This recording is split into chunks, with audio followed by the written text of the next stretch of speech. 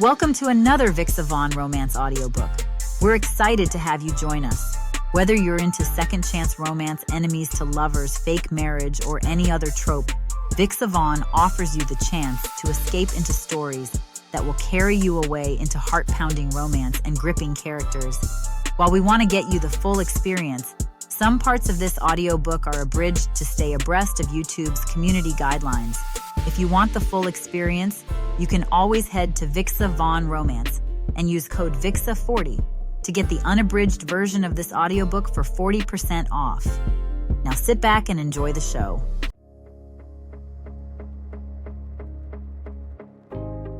Chapter 1. Pierce.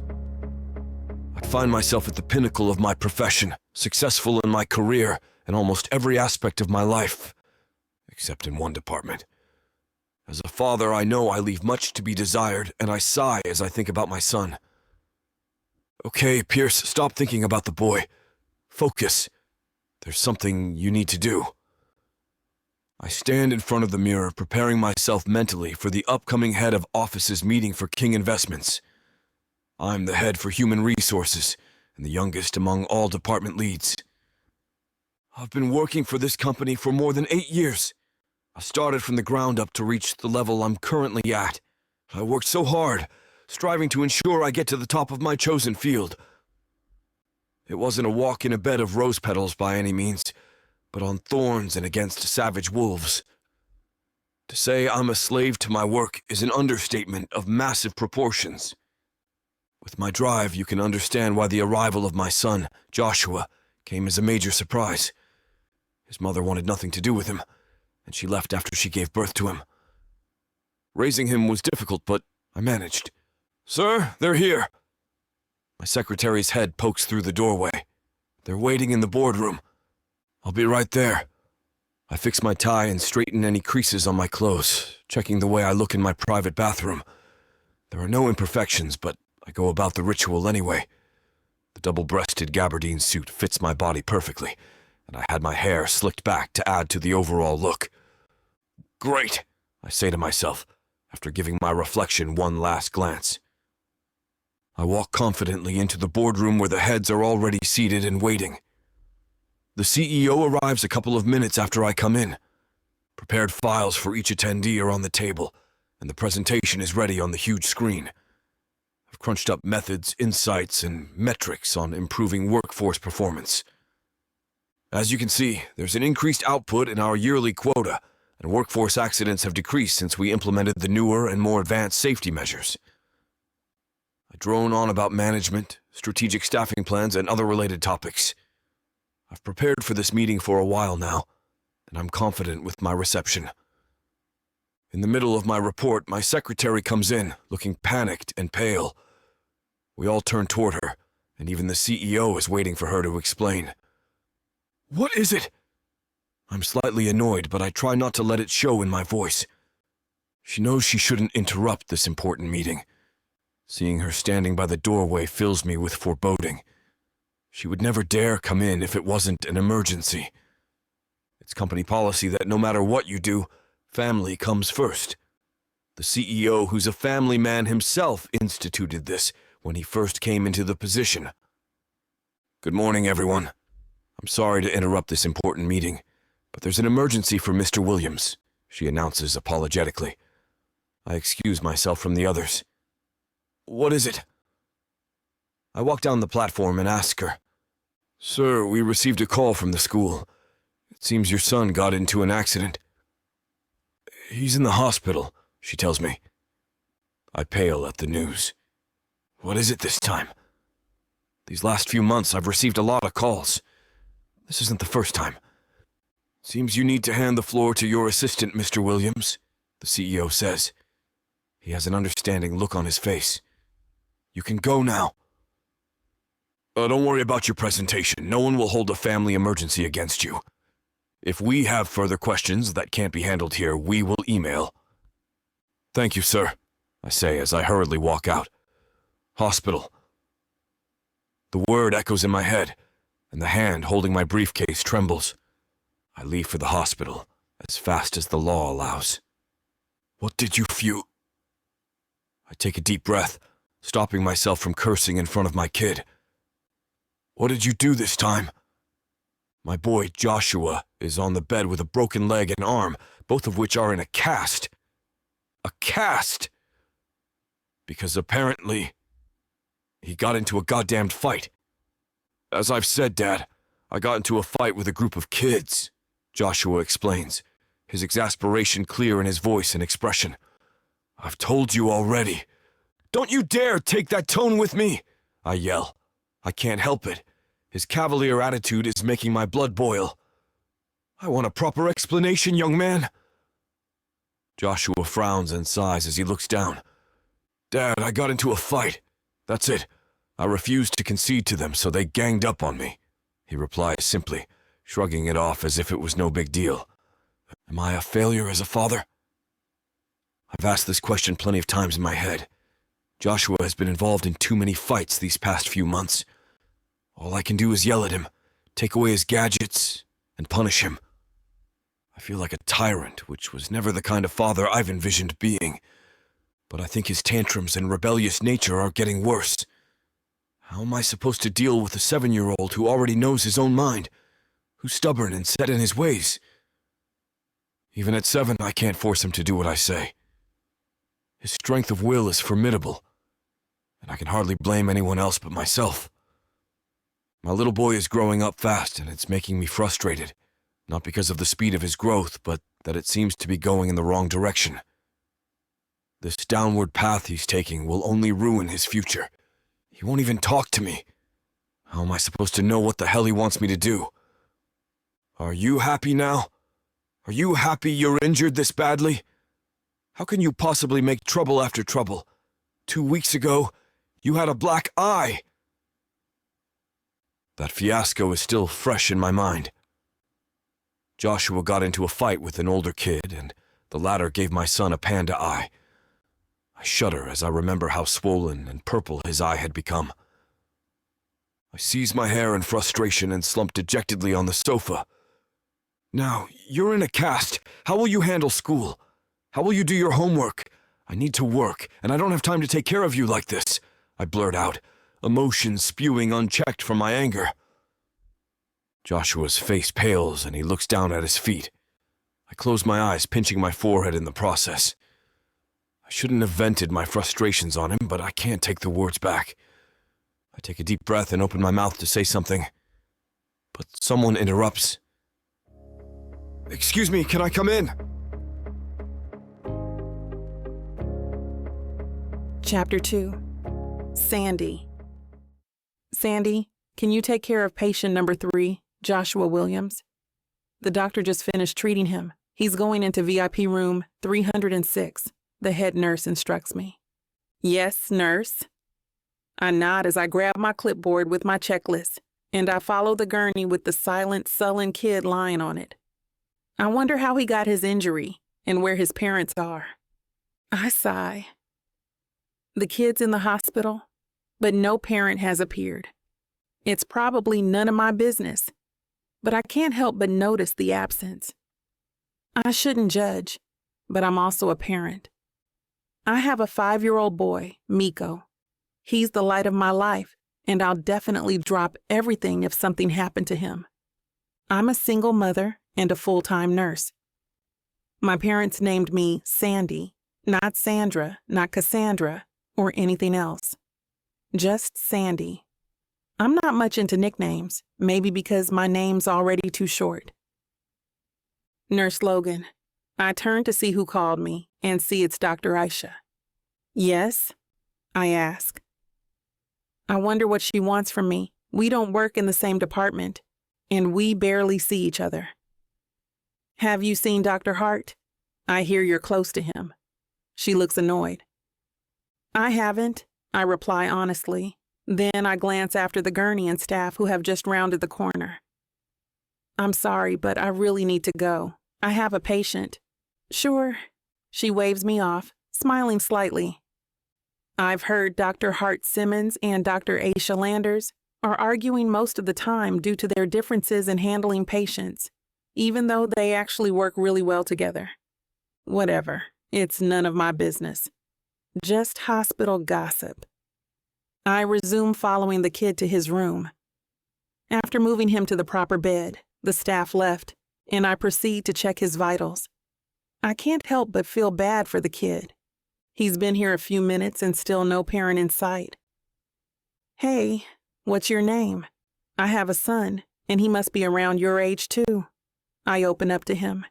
He considers me for a while, then smiles slowly. I'm Joshua, nurse, he says as he glances at my nameplate. Is it okay if I call you Nurse Sandy? I smile at him. The kid sounds so sweet and looks so innocent. Sure, and just Sandy is okay too. His vitals are all normal. If you don't mind me asking, how did you get hurt? Joshua looks downcast as he bites his lip. Hey, don't worry. You don't have to say anything if you don't want to, I tell him assuringly, standing beside his bed. He looks up at me and then bites his lip once more before opening his mouth to tell me the reason. So you're saying you got into a fight because you helped another kid? How can older kids bully someone into using a cigarette? I feel so bad for him and for the other boy. Bullying is really a serious problem. It's a tough issue for any child to deal with, especially if you're at the receiving end. You did good. I praise him. It's not every day you meet a kid who fights for justice and can tell between right and wrong, but his method is a bit extreme too. I mean, look where it's landed him, with broken bones in a hospital bed. Really? His face looks so hopeful and his eyes are shining. Yes, but fighting is still wrong. Next time you encounter this, you have to tell adults and not take them on yourself. Wait till you're a grown-up and you can help more people. I chastise him tenderly. So I'm in the wrong? He looks sad. I sigh. What I mean is you shouldn't fight them head on, especially when you're outnumbered, but you have heart. Thank you, I understand, he says, beaming at me brightly. Great. Now, I have to leave and check on my other patients, but I'll come back for your medicine later, okay? Sure. Joshua waves as she walks out of the room. What a cute kid. I'm excited to see Joshua again as I bring him his medicine. But before I can open the door, I hear someone speaking in a harsh voice. Now you're in a cast. How will you handle school? How will you do your homework? I need to work, and I don't have time to take care of you like this. I hear an angry, frustrated voice. That's no way to talk to a child.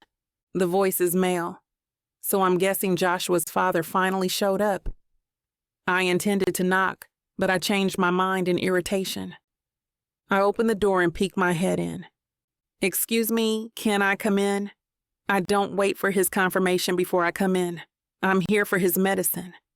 The man looks at me without expression, and I can't help but utter a word of disdain. I couldn't help but overhear. That's no way to talk to a child, sir.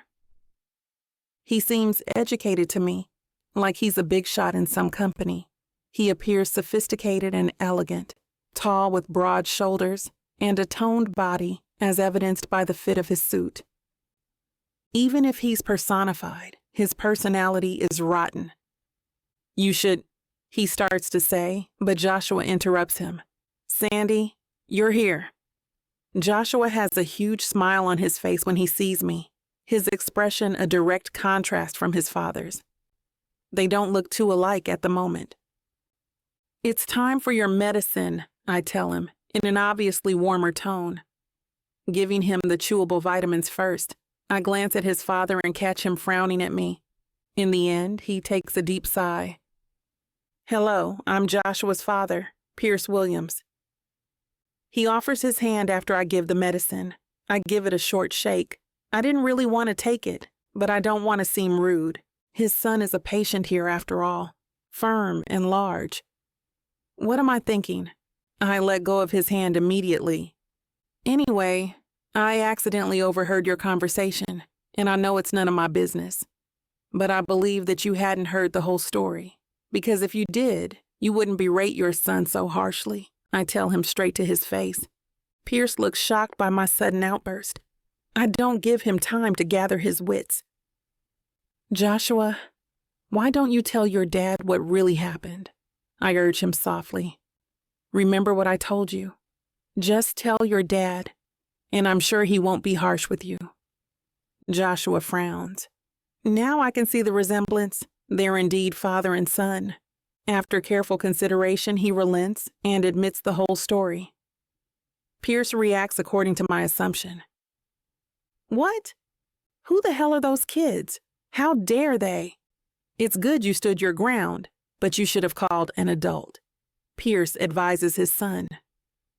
Pierce reacted the way a dad should. Protective and proud.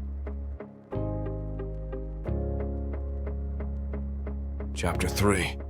Pierce. I heave a deep sigh as I watch my son smile at the nurse. These past few months have been tiring as I try to accommodate Joshua and his tantrums as best as I can. All I got for my efforts were frowns and pouts. His stoic expression reminds me too much of an adult. I shake my head as they continue talking like long-lost friends or like their family, and I'm the stranger. My boy is consciously ignoring me as he jokes with the nurse. I take the time to watch them as they interact. Earlier, when the nurse entered, I didn't have a favorable impression of her. But now, she's good to my son. Granted, she's his nurse, but she's going way beyond the call of her duty. She talks to him like she's concerned about his well-being. I glance at the name tag on her chest, Sandy Logan. Nice name. After Sandy's talk with my son, she picks up her tray and leaves the room.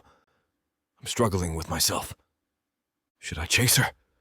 Maybe apologize for my earlier attitude? Stay here, I tell Joshua, then pause as I realize what I just said. I'm coming back. Give me a minute. I chase Sandy, calling out her name. Sandy! Her name rolls wonderfully in my tongue. She turns to look at me, pausing on her way to the nurse's station. Hi, again. I move my hair away from my forehead as I give her a lopsided grin, my lips curving. I just want to, say I'm sorry about earlier. I breathe deeply. I'm not good when it comes to apologies. Sandy chuckles and shakes her head. Heat suffuses my cheeks. To say I'm embarrassed is an understatement. My attitude earlier was nothing to be desired. Hello, Pierce. Don't worry. I truly understand what you're going through, Sandy says as she smiles sweetly at me. I can't help but stare, damn. How can a small smile be this beautiful? And warm, too. I was a jerk earlier, I share softly. Joshua has been very problematic these last few months. I've been having a difficult time dealing with it. My first reaction to his situation has been to get angry and ask questions later. Sandy checks her watch and ushers us to vacant seats on the waiting area. I still have 5 minutes. Why don't you sit with me? I have a feeling you need to talk to someone. Sandy pats the space beside her. Being this close, I can't help but stare at her face. She has an inexplicable appeal which makes people feel happy and warm. I have a 5-year-old son, she whispers. His name is Miko. I can understand your struggle. Miko's turning into a pretty headstrong kid. Sometimes I don't know how to handle him. Same here, I reply. Is she married? I surreptitiously glance at her fingers. Nope. No ring. No sign it ever has one, but I still ask to be sure. Are you married? Not married. Sandy smiles at me again, and I never regretted it. I'm raising Miko by myself, so I understand where you're coming from. How do you do it? I ask her. This time, I'm genuinely interested in her response. I listen to him, she tells me matter-of-factly. I make sure I spend time with him. I listen to his ideas and anything else he wants to talk about with me. Listen, It makes sense now. No wonder Joshua and I don't get along. I don't listen to my boy. I have no time. I make no time. My words are the law. I guess I suffocate him, and he rebels. I sigh for the umpteenth time today. What's the sigh for? In my opinion, you did something good. Sandy taps my arm. I haven't seen a kid as righteous and courageous as he is. I scoff at that and shake my head. I'm not sure if it's okay to be like that at his age. Look what happened to him. At least he has heart, Sandy tells me. Not all kids do. They go with the flow and just follow everyone else. Joshua may be young, but he has developed his own set of values. Isn't that amazing? I smile and nod my head. The world right now needs more kids like him. We see so many just following the pack. He wants to break the mold, and I find that admirable. Sandy adds, I'd love for him to meet Miko. I'm sure Joshua will like that.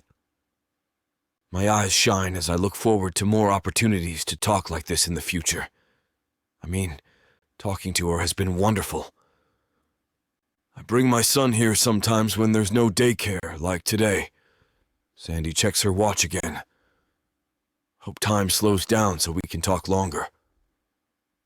Really? Raising your kid must be difficult for a nurse like you, I comment. Why don't you introduce Miko to Joshua? I'm sure they'll be great friends. They can get to know each other while you work. Sounds like a good plan. I'm sure Miko will like Joshua, and vice versa. The kid isn't close to anyone, but Joshua might just be the exception. He's such a bright kid. Sandy's eyes crinkle as she smiles.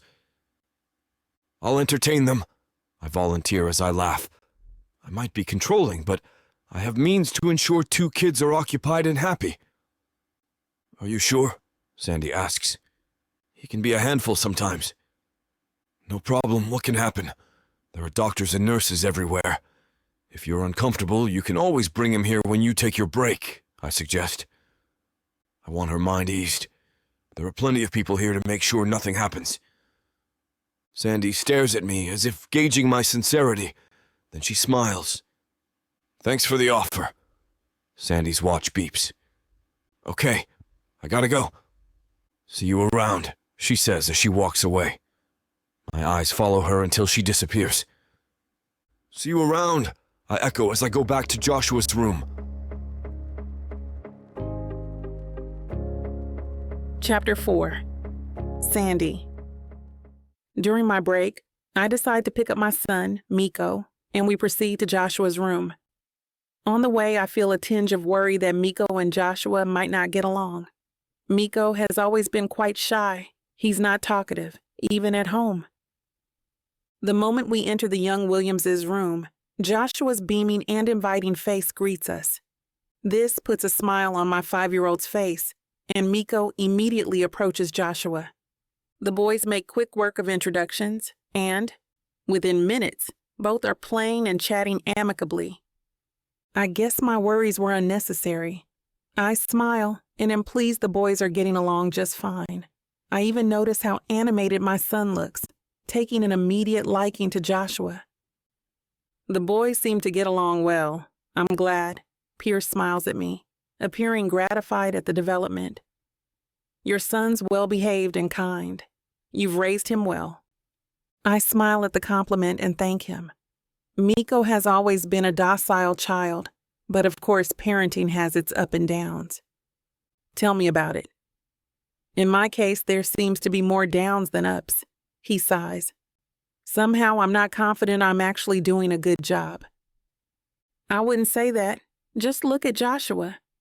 Even at a young age, he cares about upholding what's right and is compassionate toward others.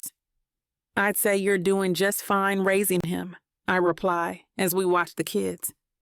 It's immediately evident to me how much Joshua looks up to his father. He brags and talks about him from the snippets of conversation I hear between the boys. Although you could probably use some tips, I comment as I glance at Pierce.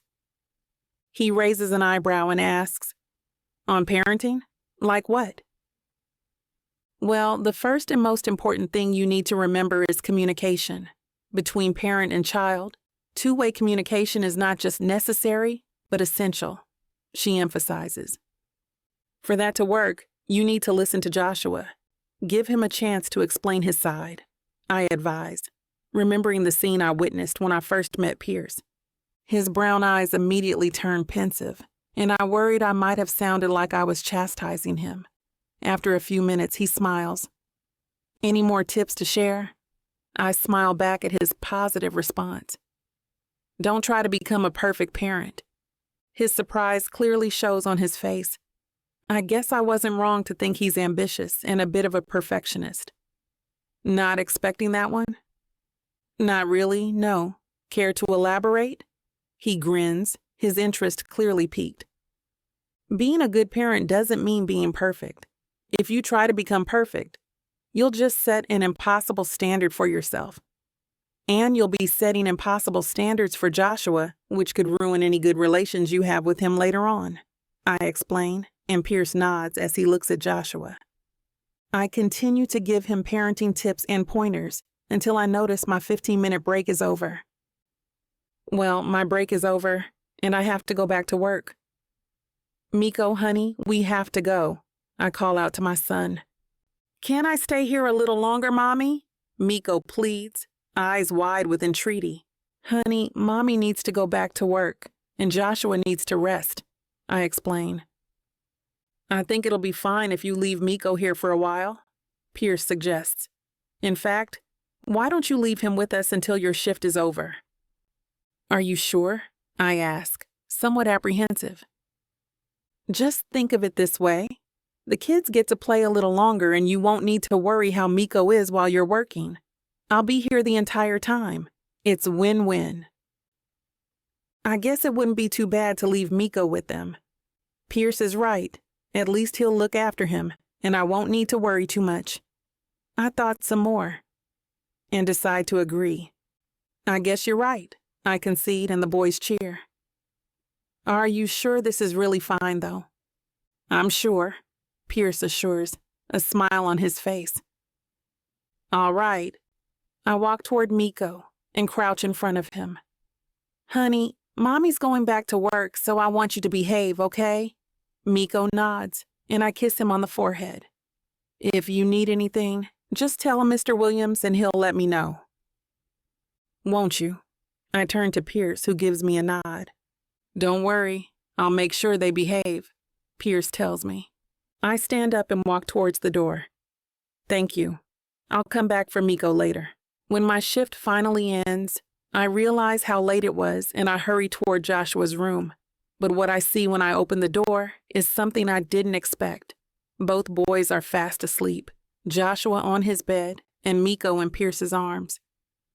Pierce, who has foregone his coat and rolled the sleeves of his polo shirt, gently rocks my son back and forth as he hums. My heart swells at the warm sight, and I feel a burgeoning admiration for the older Williams. He's clearly a good father, a bit strict, but kind nonetheless. Seeing him care for my son again makes me realize how much Miko needs a father figure in his life. But how can I give Miko what he needs when Daniel is a good-for-nothing bastard who only wants to exploit him?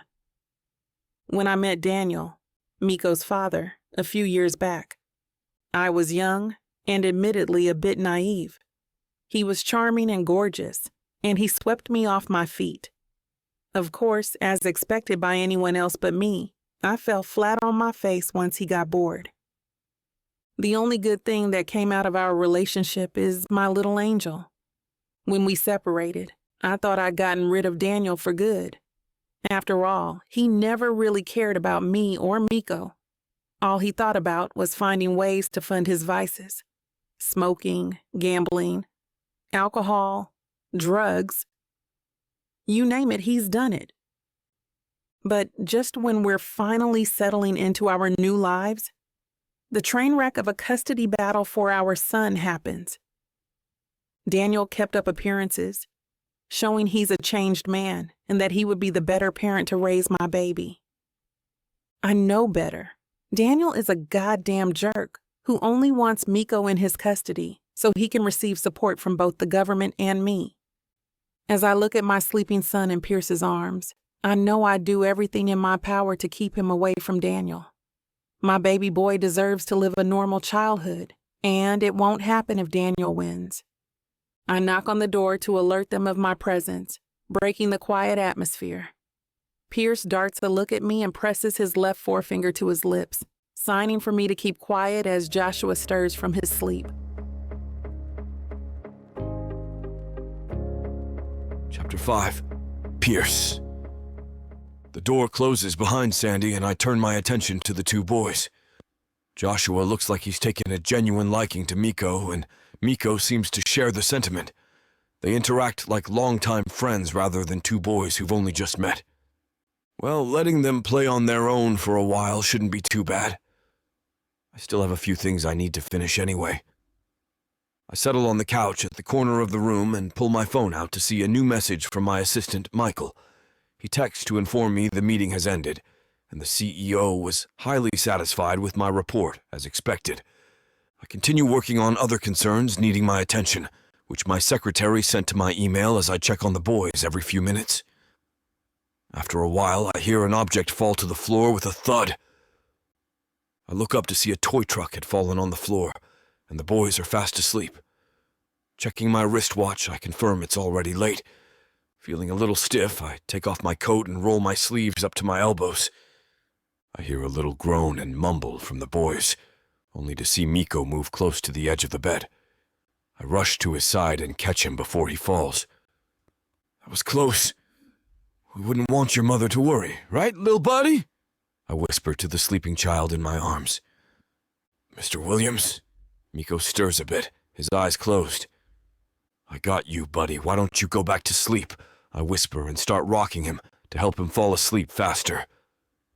Miko only nods, and within minutes, he's dozing off again. Holding this little boy in my arms reminds me of the few times I held Joshua. Unconsciously, I start humming a lullaby Joshua favored when he was a little younger. A knock on the door breaks the silence, and I look up to see Sandy peeking by the doorway. I press my left forefinger to my lips so she'll keep quiet as Jason stirs from the slight knock. Hey, I'm sorry it took so late for me to get back, Sandy whispers as she walks towards us. I hope he didn't give you too much trouble, she asks as she peers into her son's sleeping face. No, Miko was a good boy, I assure her. Sandy, Joshua murmurs. Hey, Joshua, she greets my son. Did you have fun today? Yeah, Miko and I talked and played a lot. That's good to hear, Sandy murmurs as she fixes his blanket. We also talked a lot about you. Did you now? She smiles. Yeah, Miko said that you're the bestest mom in the world. He said you're like a superhero because you still take care of him well, even if you're working a lot.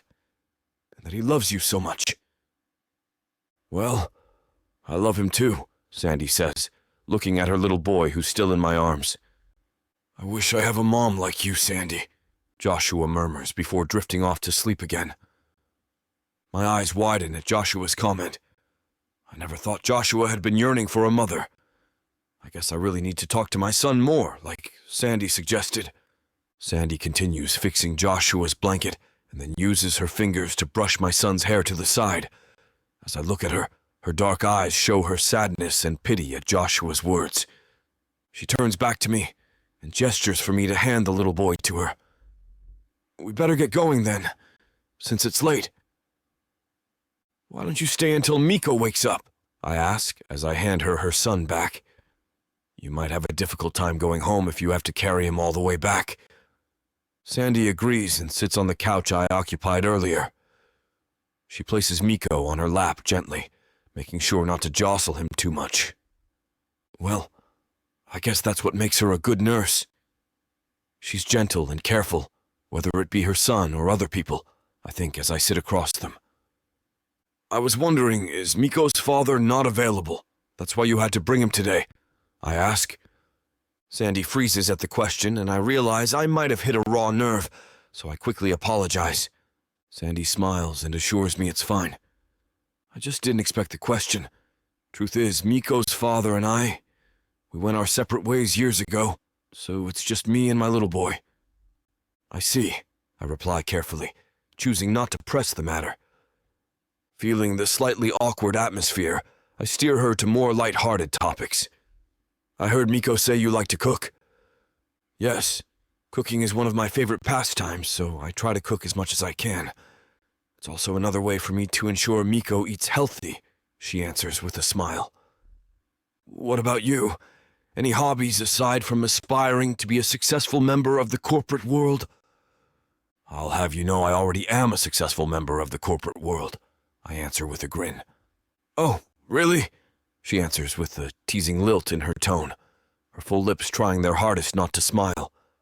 Yes, I'm the head of the Human Resources Department at King Investments, I reply. But to answer your question about my hobby, I love eating. For the next 15 minutes, Sandy and I share facts about ourselves to pass the time. I learn that being a nurse has been her dream since she was young, that reading is a beloved pastime that Miko does not seem to share. New York was my dream city. When I was younger, I'd always dreamed of moving there, she shared. So if you wanted to move, why didn't you? Before Sandy can answer my question, Miko stirs from sleep. The little boy yawns as he rubs eyes. Mommy? Hey, honey, Sandy murmurs. Are we going home? Miko asks. Sandy nods so Miko gets off his mother's lap and slowly goes to pick up his things at the foot of Joshua's bed. Well, I guess this is our cue. It was nice talking to you, Pierce, Sandy states as Miko takes hold of her hand. Likewise. I'd offered to see you out, but I motion toward my sleeping son. I understand. Miko and I can manage. She smiles at me again, and they both bid me goodbye. After Sandy and Miko left, Joshua's comment earlier comes back to me. My son wants a mother of his own. Now that I think about it, it's easy to see how I could have missed that. Communication really is key. I realize my son has lived his entire life without a mother's touch. It's no wonder he's craving that kind of affection. But how do I give Joshua what he needs? I guess finding a new mother for Joshua is now at the top of my list of priorities. However, it's no simple task. Finding volunteers for the job is easy, but locating the right one? That would be the hard part. Joshua needs someone who nurtures and understands, someone who'll take care of him, get along well with him. Someone like... I think, as Joshua's exact words pop into my head, I wish I have a mom like you, Sandy. Sandy. Joshua's new mother should be exactly like her. Chapter 6. Sandy. The moment we arrive, Miko and I proceed to the kitchen to prepare our dinner. Since it's a Wednesday night, I whip us some spaghetti, my son's current favorite food. With Miko's help, we make a quick job of fixing dinner and setting the table. Just a typical evening in our household. When we eat, Miko shares how he spent his day at the hospital, his time with Joshua being the highlight. Seeing my son become so animated and bright, I realized introducing him to Joshua was a good thing. So, Mommy, can I come with you again tomorrow? He asks as he spoons the last few pasta pieces on his plate. To the hospital? I raise my eyebrows. They must have truly hit it off. Miko nods enthusiastically. I'm sorry, honey, but you have school tomorrow, remember? I reply as I wipe traces of spaghetti sauce off his face. Can't I just skip tomorrow? Miko asks, his eyes wide. I try to voice my dissent at that idea, but Miko's pleading face stops me. I don't want to let my little boy down, but I don't think skipping is a good idea either. However, before I could think of a proper explanation, Miko strikes another bargain. Or I could just come after my school, he asks hopefully. I'm sorry, honey, but I don't think it's a great idea. I apologize, my eyebrows slightly furrowing. Little kids like you shouldn't come to the hospital too often. You could catch a stray illness or disease if you do, I explain. That, and it's also my day off tomorrow, so we don't have any reason to go to the hospital. It's just, I really like Joshua, Mommy. He's fun to play with, and I enjoy spending time with him, Miko says, eyes downcast, a somber note in his voice. I also like Mr. Williams. He's very kind and gentle. He let me play with Joshua and carried me in his arms when I fell asleep. He whispers while fiddling with his thumbs. I wish I have a dad like him, always around to take care of me. Seeing those chocolate brown eyes lose their luster makes my heart break, and I feel the pinprick of tears. I know Miko longs for a father. He always looks a little envious when his classmates' fathers pick up their kids, but I never realized how deeply it's affected him until now.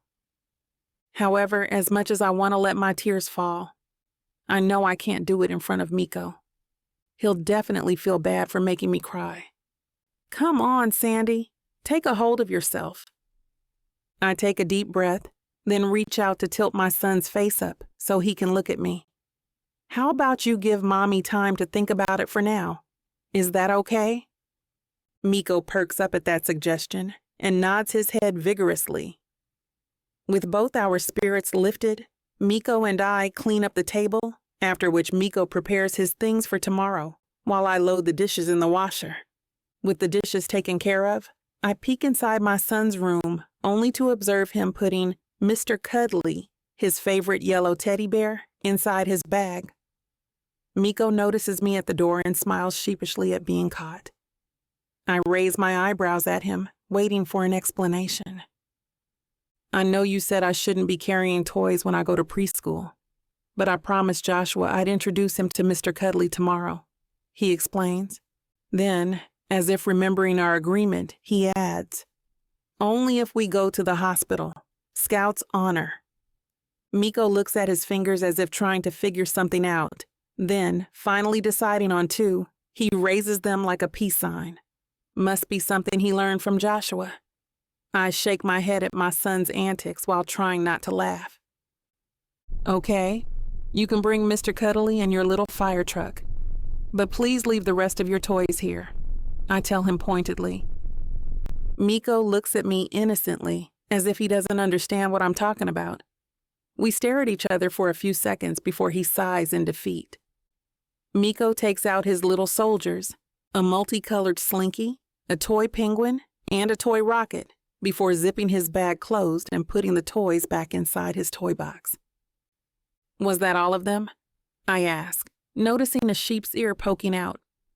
Miko nods vigorously and I smile. Come along now. You need to wash up so we can head to bed, I tell him, and Miko sighs with relief. Bath time is uneventful, and in record time, Miko is in bed, ready to be tucked in. I sit at the edge of his bed and sing him a soft lullaby while stroking his curly hair. After just a few minutes, my little boy is snoring softly. I fix Miko's blanket, leave a kiss on his forehead, and stand up to leave, only to hear Miko murmur, "Hey, Joshua, wait for me." I just let out a sigh and a small smile. I finally stand up to leave and turn the lights off, leaving his room illuminated only by the soft glow of his nightlight. After washing up, I head to bed to get some much-needed rest. However, sleep evades me, and I find myself still awake a few minutes later. My thoughts then shift to Miko, and I remember our conversation a while ago. Miko has always been a good boy. He may have his moments, but he's always been obedient and hardly ever complains. Unfortunately, he also rarely shares his thoughts, more so if he thinks it's something that would make me sad or upset. Come to think of it, this is the first time in a long while that Miko has shared what he feels and what he wants. With that fact crossing my mind, I wonder if it would really be so bad to give in to Miko's request. Maybe not. Chapter 7, Pierce. Mr. Williams, the board meeting will start in a few minutes. My secretary hands over the sheath of reports and data sheets. I merely skim through it, my mind wandering to Joshua and how he's doing. Nurse Sandy is off duty, and if only this meeting isn't as important as it is, I wouldn't have left Joshua's side. Unfortunately, I have to meet the other heads again to straighten some points missed in the last meeting. I still owe them an explanation after leaving last time. Not much to clean up, though, since my reliable secretary and assistant executed everything to perfection. One by one, the attendees enter the conference room. They all ask how Joshua's doing. I'm sincerely grateful they understand my situation. As the meeting starts, I try to stamp down my worries and keep my focus. As previously discussed, if we continue implementing the proposed measures, I finish the meeting within my target time frame. Pierce, you did a good job today. Michael isn't just my assistant, he's my confidant as well. How's Joshua? He asks me as we proceed to my office. Joshua's doing well. Sandy's been an enormous help. I pack my stuff and hand over some documents to Michael. Sandy who? Come on, Pierce, don't tell me you found a girlfriend when you should be taking care of Joshua. My eyebrows rise. Sandy is Joshua's nurse. I tap his shoulder twice. I'm going to the hospital now. I'll grab a bite along the way. You may go home. Never giving him a chance to respond, I leave the office, and him, with a cheery wave. Great traffic. I skip dropping by a nearby shop for my lunch. Easy enough to order in. Joshua might prefer that anyway. I'm determined not to miss lunch with him. I can't. I'm trying to take advantage of this chance to sit and eat with him. But because of the horrible traffic, by the time I reach Joshua's room, it's past 1 o'clock. I roll my sleeves up and try to compose myself. I quietly take a peek inside and see Sandy feeding Joshua while Miko sits beside her, watching TV. As I open the door, the sunshine glares brightly against my face, bathing a slim, appealing figure with its light. Soon, the bright light fades to reveal Sandy's angelic face. Her black, lustrous hair waves as the air breezes through the strands. Her round, almost black eyes pierce through me, her luscious lips perfectly pink on her heart-shaped face. My eyes shift to her body. She looks perfect in those skinny jeans and tight-fitting shirt. I'm sorely tempted to peel off her garments and see what's underneath. She interrupts my inspection. Mr. Williams? Mr. Williams, are you okay? Sandy's voice interrupts my daydream. Oh, Nurse Sandy, sorry to disturb you. You had your lunch already? The meeting was kind of tough back there. I need something to fill me up. Blurting nonsense, I try to cover up my staring at her and hope she doesn't notice. Wait, what are you doing here? I ask. Well, it's my day off today, but this young man wanted to visit his friend. I hope you don't mind. I don't. Joshua must be happy to see his friend again. I don't know why, but just a second ago, I was stressed over the traffic and worrying about Joshua. But the moment I step into the room, my whole being feels a little lighter, more carefree. It's lucky the hospital isn't busy today, Sandy shares. I was planning to stay home and finish off some chores, but then I realized I'd make both Joshua and Miko absurdly happy. So here we are. As I step further into the room, the aroma of spaghetti wafts into my nostrils, along with the scent of toasted garlic bread. Miko wanted Joshua to taste my pasta. I made a lot, so there's more than enough if you'd like some too, she offers. I apologize if it's not to your taste. I made modifications to make it more appealing to children. She twirls the fork to get another scoop of pasta and brings it to Joshua's waiting mouth. Well, do I have a choice? I say, trying to be snarky, but I only get a piercing look in reply. You know, Dad, why don't you try it first? I completely agree with Miko. It's the best pasta in the world. Joshua's eyes are gleaming with pleasure. He must be enjoying it, as the smears of red sauce all over his face can attest. Sandy stands up and fixes a plate while gesturing for me to sit down. She serves me the warm spaghetti and pours the sauce all over it.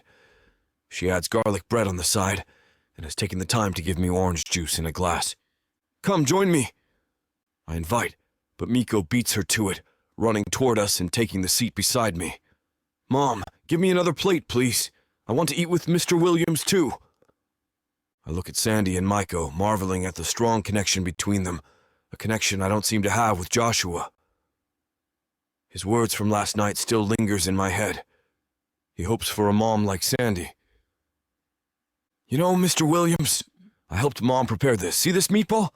I made this one, Miko informs me proudly. Really? That's great. Maybe you can make me more next time? I take a big bite of the meatball he'd pointed out. Delicious, I declare. Miko beams even more at my words. I glance at Joshua, who's looking at the table while holding the plate on his lap. I stand and pull up a chair, carrying him so he could sit beside us. Joshua assesses me and says, "Thanks," with a murmur. I give him a nod to mean, "You're welcome." The kids exchange stories. Miko tells us of his adventures with Mr. Cuddly, while Joshua laughs along with us. He seems to treat him like a little brother. Sandy refills our plates as she giggles at Joshua's jokes. Everyone continues to laugh and share stories like there's no tomorrow. As I gulp down the juice and try to refrain from laughing at a particularly hilarious joke shared by Sandy, a sudden realization hits me. I'm staring at the family I want Joshua to have. A family who gathers together during meals, sharing stories of their day, laughing and having fun. A family I look forward to seeing after an interminable day of work. Chapter 8. Sandy. Miko sits on the left side of Joshua's bed. They talk while playing with their toys. I check the time and realize it's getting late. "Miko, time to get ready. We need to go home." I start packing up containers and putting them into a huge tote bag.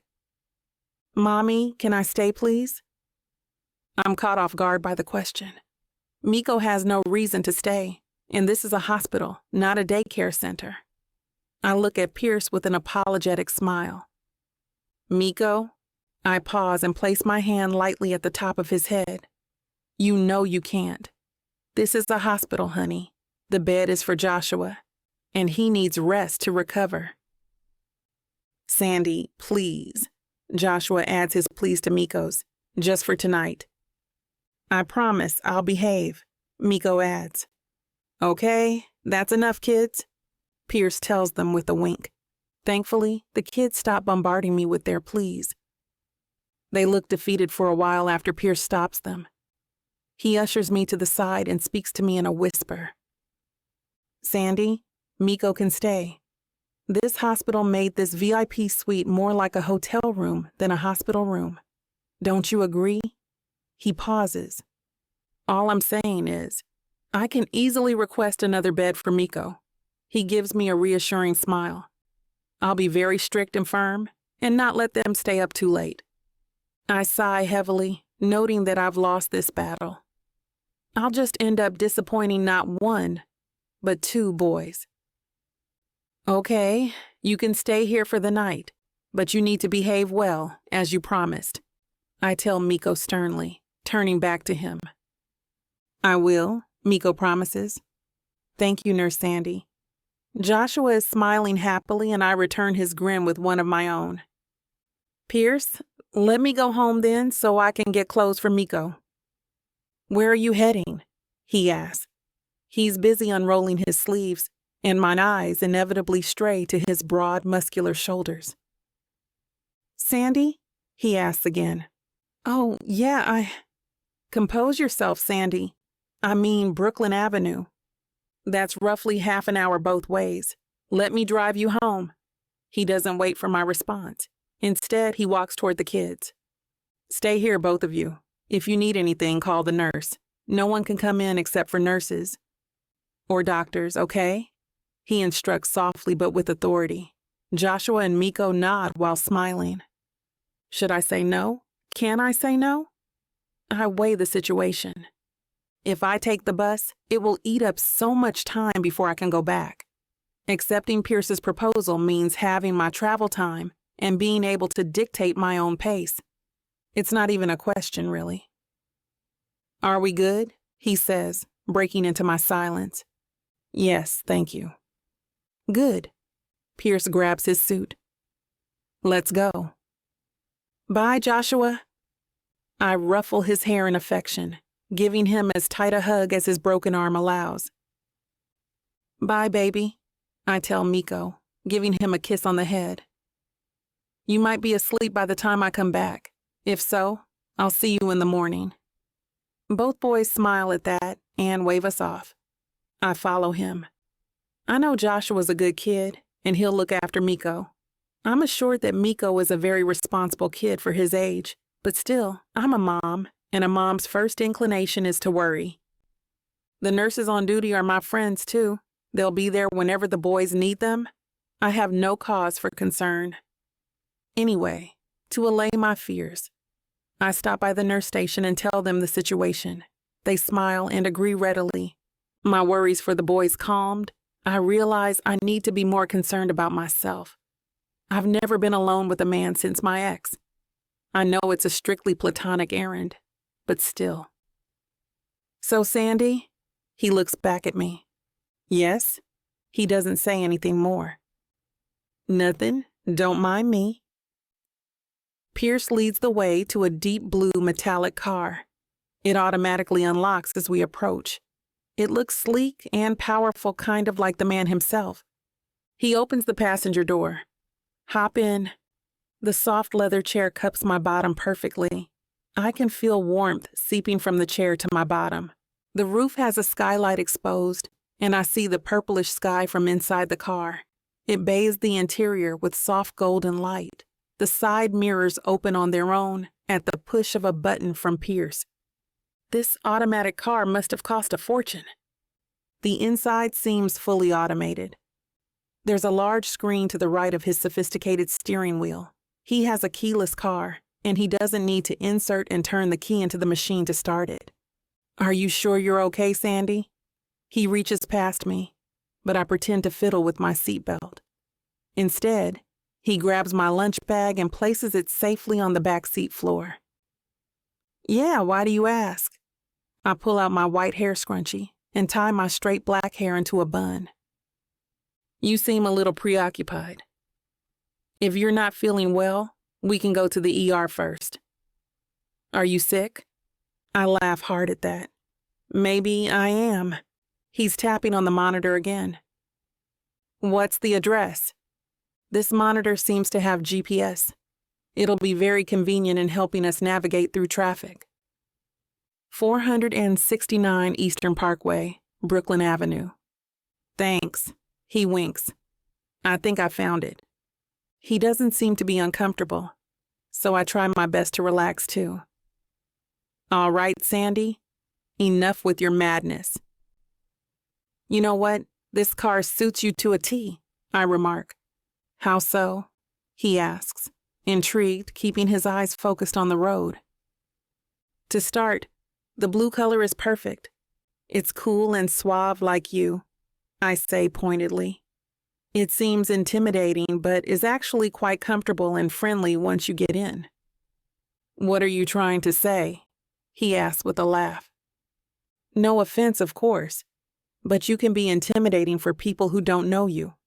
Luckily, I've seen the real you, the one you hide underneath that serious and formal exterior. I tease. Pierce laughs again. This is what's so great about you, Sandy. You know me so well. I grin impishly. It speaks well of him. He knows how to ride a joke. So how about this car? Joshua must love riding in it, I comment, pressing more firmly against the backrest. He does. He pleads to ride in front with me all the time. I don't allow him to, of course, he says after darting a glance at me. This was the car of my dreams growing up. All the gadgets and knickknacks were things I envisioned a car of the future to be. Tesla is a man of vision, and I'm lucky enough to drive one, he admits. This is a Tesla? I ask. That is awesome. I imagine Miko would love it too. He can take a ride in it anytime, Pierce says invitingly. Oh, I don't mean to impose. I didn't mean for you to invite us to ride again, I say in embarrassment. It'll be no problem. I've loved cars for as long as I can remember. I'd be happy to give him a ride. That's another thing he and Joshua have in common. We share a smile.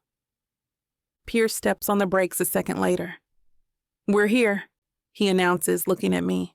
I look at the tiny blinking light on the GPS screen and realize it's stilled. Looks like it, I say, returning his stare. A long pause happens between us. Would you like to come in? I invite. I'd love to. Chapter 9. Pierce. The moment I step inside her home, I find it to be welcoming and warm, much like the owner herself. It's farther from the city than my condo, and it provides a welcome respite from the hustle and bustle of the city. True, the entire house could have fit into my living room, but the way she's decorated it made it cozier and more comfortable. The little details she included make it a home. From her stories, I know the house only has 2 rooms, hers and Miko's. Since I can see every corner of the downstairs, I assume the rooms are on the 2nd floor. I meander toward one of the simple chairs by the window. She must love books. Her coffee table is filled, and her bookshelf is overflowing with them, too. I notice a long flower pot arranged on top of the windowsill. Several daisies provide pops of color and add to the hominess of the whole apartment. Sandy, I'm impressed, I confess. I can never grow plants. These flowers look beautiful in your home. I love flowers, she confesses. And daisies are my favorite. The colors not only lift our spirits, but they clean the air too. Does Miko help you water them? Yes, he does. It's one of his chores. That little watering pot right there is his, a gesture toward a blue tin watering can set on the sill. He knows how to keep the soil moist, not too dry and not too wet. Well, this is the perfect spot for it. I'd love to provide a pop of color to our apartment, but I'm so busy, they'd probably die from neglect. Sandy makes no response to that, but just chuckles. I have to pack for Miko now. I'll help, I volunteer, following her up the stairs. Is this the first time he's staying overnight? Yes, she admits. That's why I'm a little apprehensive about it. We enter a room that can only be Miko's. The furniture is simple but functional, the walls bedecked with posters of rockets, trains, cars, and other sources of transportation. He even has a cool rocket nightlight beside his bed. He seems to be a good boy. He does you credit. Yes, he does. He's a blessing to me, responsible and well-mannered. You know, one time I spilled tomato sauce all over myself. Though I wouldn't normally leave him alone, even for a second, that one time I was rushing and forgot he was by himself in the living room. She's barely started, but I'm already filled with a sense of foreboding. I didn't realize it, but someone had knocked on our door. Miko turned off the lights and checked to see who it was by peering through the daisies. It was an old man, a stranger. She's busy rifling through the drawers and pulling out a couple of shirts, placing them neatly on top of the bed. She continues pulling out clothes as she tells me her story. The man was begging him to let him inside, asking for help, and saying he was hungry and all that. My God, did Miko open it? I ask in horror. What a nightmare for a parent. No, he didn't, she tells me proudly. And that's not even the best part. When the man walked away toward the curb, he opened the door and called him. He left a bag with an apple and a banana on the front porch. Then he quickly locked the door. What? That is impressive, I say, in awe. Are you sure he's only 5? She laughs, pulling out an overnight backpack where she starts putting the clothes. I hand them over as we continue our conversation. Well, of course, I did give him a lecture about even calling the man back in the first place. I mean, what if the man could close that distance in a short time? She goes into the connecting bathroom and starts packing some toiletries. I mixed the lecture with lots of hugs and kisses.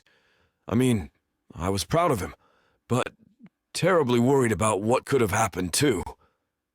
She admits sheepishly, I admire the way you handled that situation. I would have probably gone berserk and not even listened to what he had to say, I confess.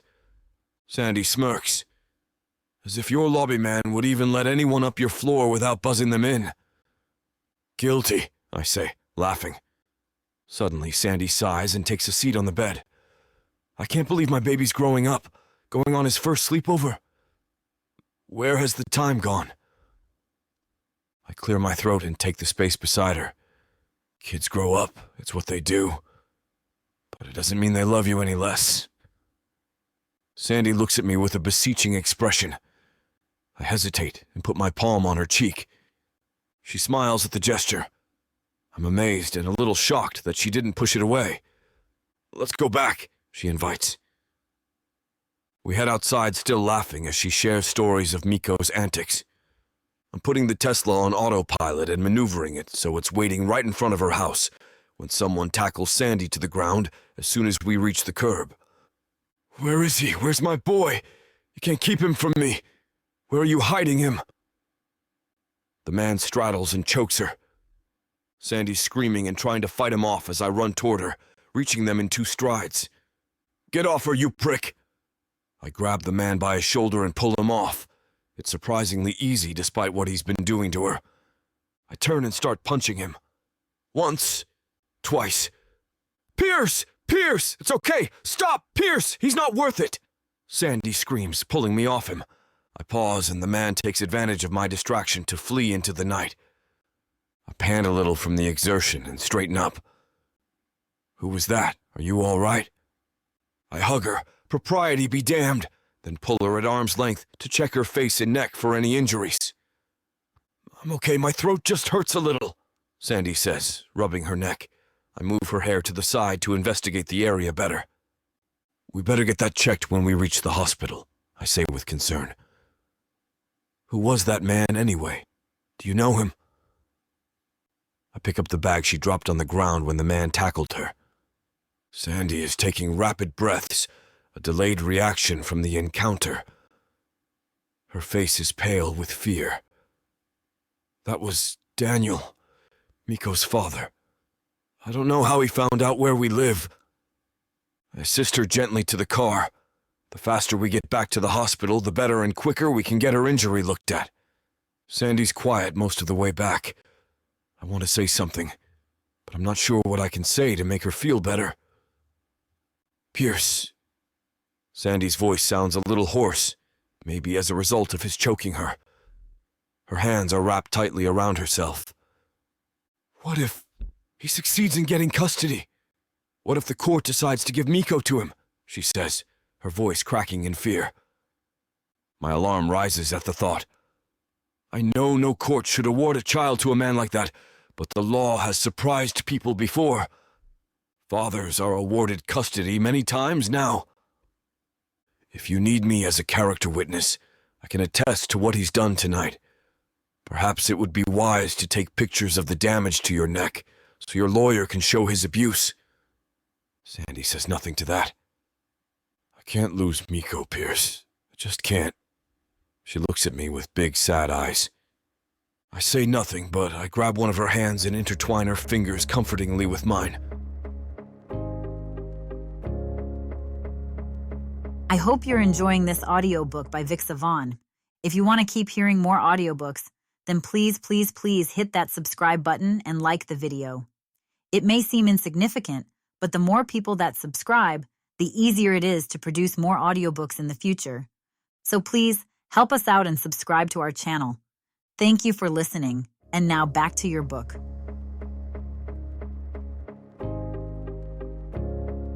Chapter 10. Sandy. Daniel's appearance brings out memories from my past. Bad memories. They make my heart race. He looks scarier and more aggressive than ever. His assault on me stirs memories I'd rather forget. I see Pierce from the side of my eye and notice he's staring at me, his hands clenching the steering wheel. He's focused on his driving, but I can feel the uneasiness coming off him in waves. Shall we go to the police station to report him? He finally asks, looking worried. No need. I don't want to complicate matters for the custody hearing, and as of now, I only want to focus on that. I'd rather go with your suggestion and document my injuries for my lawyer. I try to act nonchalant and hide my fear. The truth is, I don't want to give Daniel more incentive to do something. I was only lucky Miko wasn't there to witness the altercation. A cloud of silence descends over us. It's nice he doesn't push me to explain everything, and he waits patiently for me to open up about my past. I gather my strength, needing him to at least understand my story. I run my palms up and down my arms to warm me up and soothe the goosebumps, that have arisen on my skin. The custody case? I think that's where all this stems from. He's been like that since I sued for custody. Let me guess. He wants support, Pierce says. He's a typical good-for-nothing, worthless bastard who left you and is now coming back, trying to take Miko away from you so he can have full child support. Pierce whistles sarcastically. Wow. I'm astounded by how much he's figured out, despite the limited details I've given him. Am I correct? He prods. I nod jerkily. I'm scared to think what could have happened if Pierce hadn't been with me. What would Daniel have dared to do? Being with him was like living in hell. I know Pierce is waiting for me to open up, and at this point, he does deserve to know what happened. Little by little, I unload myself on him, sharing the story of how we met, fell in love, married, and had Miko. My second trimester was horrifying. I was swinging between life and death the whole time. I continued telling my story. He would beat me hard, trying to make me lose the child I was carrying. It was a very hard relationship to escape. I would remember the way he was when we first met, when he was trying to woo me, when he was off the drugs. He was a different person. I still feel regret and sadness at the man Daniel could have been. He took advantage of the fact I was very young and very much in love. I would always make excuses for him and blame myself for everything. Did he ever see Miko after you gave birth to him? No. That was actually one good thing he did. He went away and stayed away before the baby was born. Miko has never seen him, and if I have any say in it, he never will. I admire you, Sandy, despite what's happened to you in the past. You're so kind and gentle with your patients. It's probably not easy to be cheerful all the time, and I admire you even more for it, Pierce tells me solemnly. He doesn't attempt to take my hand like he did before. My heart, already on the verge of breaking down from all the pent-up feelings of anger, pain, and fear, overwhelms me, and I cry uncontrollably. I've always reminded myself to be strong for Miko. I don't want my son to worry about me. He's still so very young. I don't want him to be burdened by my problems about his father. I hear Pierce unbuckle his seatbelt, and within a few seconds, he throws his arms out to embrace me. It's an unfamiliar feeling. It's been a long time since someone has given me comfort. Normally, it's the other way around. Surprisingly, not since Daniel in the early days of our courtship did I receive a sense of security, especially coming from a man. He tightens his hug without saying a word. He hugs me as if he wants to absorb all my emotions and problems for himself. He's like a longtime friend, and no longer just a stranger I've crossed paths with. Breaking down in front of someone and almost being assaulted by your ex can do that to you. If you need any help with the case, please let me know. I have a few excellent lawyer friends who can help you. He looks at me and hands me a few strips of tissue from the glove compartment. You better wipe those tears and calm yourself. You won't want Miko asking what's happened, right? Right. One thing I would never want to do is worry my son. I know the reason for Daniel's reappearance, and I know he won't stop until he finally gets what he wants, to take Miko away from me. Just by thinking he might succeed, my tears roll out again. As we continue our way back to the hospital, Pierce tries to lighten the mood. He diverts the topic and tells me all about his work and daily routine. I know what he's trying to do, and I appreciate it. I try to concentrate on his words, doing my best to distract myself from what just happened. Chapter 11. Pierce. I look at Sandy as she struggles to wipe the remnants of her tears. It's proving difficult because her body is still racked with sobs every few seconds. I've always learned this to be true of people. When a strong person finally becomes overwhelmed by emotion, they let it out until they're spent. As head of HR, I haven't seen it firsthand in a long time. I might as well be honest, I haven't seen it at all. It was part of the reason Joshua's mom left. She always accused me of being an emotionless robot. I keep a hand on Sandy's back, moving my hand in a circular motion, in the hope that it will provide her with some comfort. I hope after this you consider me a friend, Sandy. If you ever need a listening ear, I'm here. Sandy takes one deep inhale and turns toward me with a smile. Her nose is adorably pink, and her eyes are a little swollen from the tears, but she still looks beautiful to me. I hug her around the neck and cup her head in the crook of my shoulder. I won't let that bastard hurt you, I promise, seriously. I'm scared, Pierce, she admits. I'm scared he'll win custody of Miko. I can't lose him, I just can't, she tells me emotionally. I'll do anything in my power to help you, I say to her. Anything at all. Suddenly, a brilliant idea comes to me. It may not be the best time to suggest it, and Sandy might actually punch me in the nose for even saying it at this time. But I realize it's the best solution, not only for her and Miko's situation, but for mine and Joshua's too. Sandy, I say slowly, I just had the wildest, craziest idea. She lifts her head off my shoulder and turns her body to look at me. I turn on the lights inside the car so I can see her expression more clearly. What is it, Pierce? Sandy, in all your years, what is one thing that almost guarantees a parent custody of a child? I ask, my voice bright with excitement. Sandy just looks puzzled. I have no idea, Pierce. But if you have any suggestions, I'd love to hear it. Anything to help give me some edge to keep Miko. When you envision a regular family, what do you think about? Her expression still looks confused. I can see when the realization dawns on her. A mother, a father, and kids, I prompt. You're suggesting I get married to keep custody?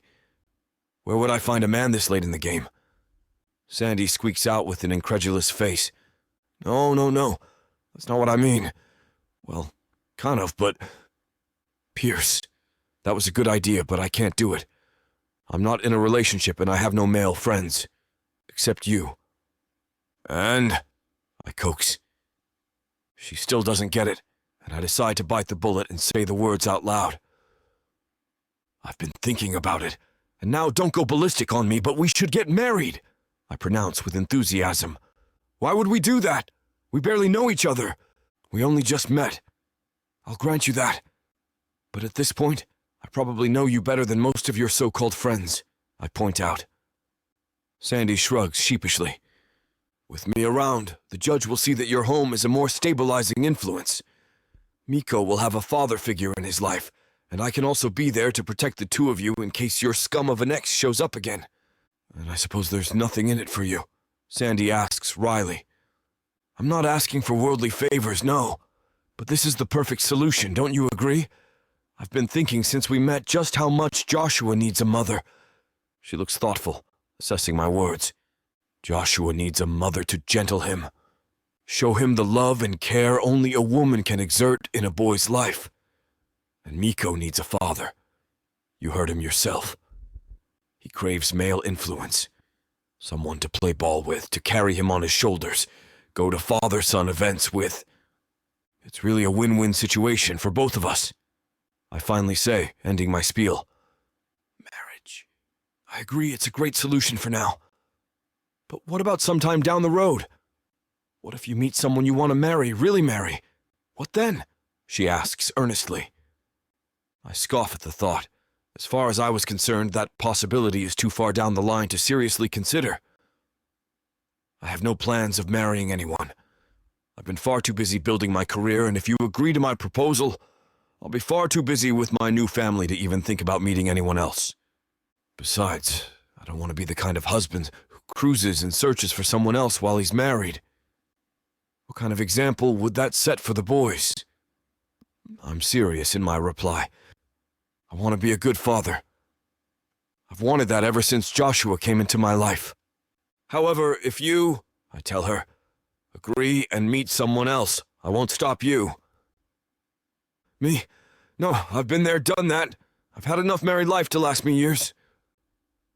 So are you saying no to my proposal? I ask. No!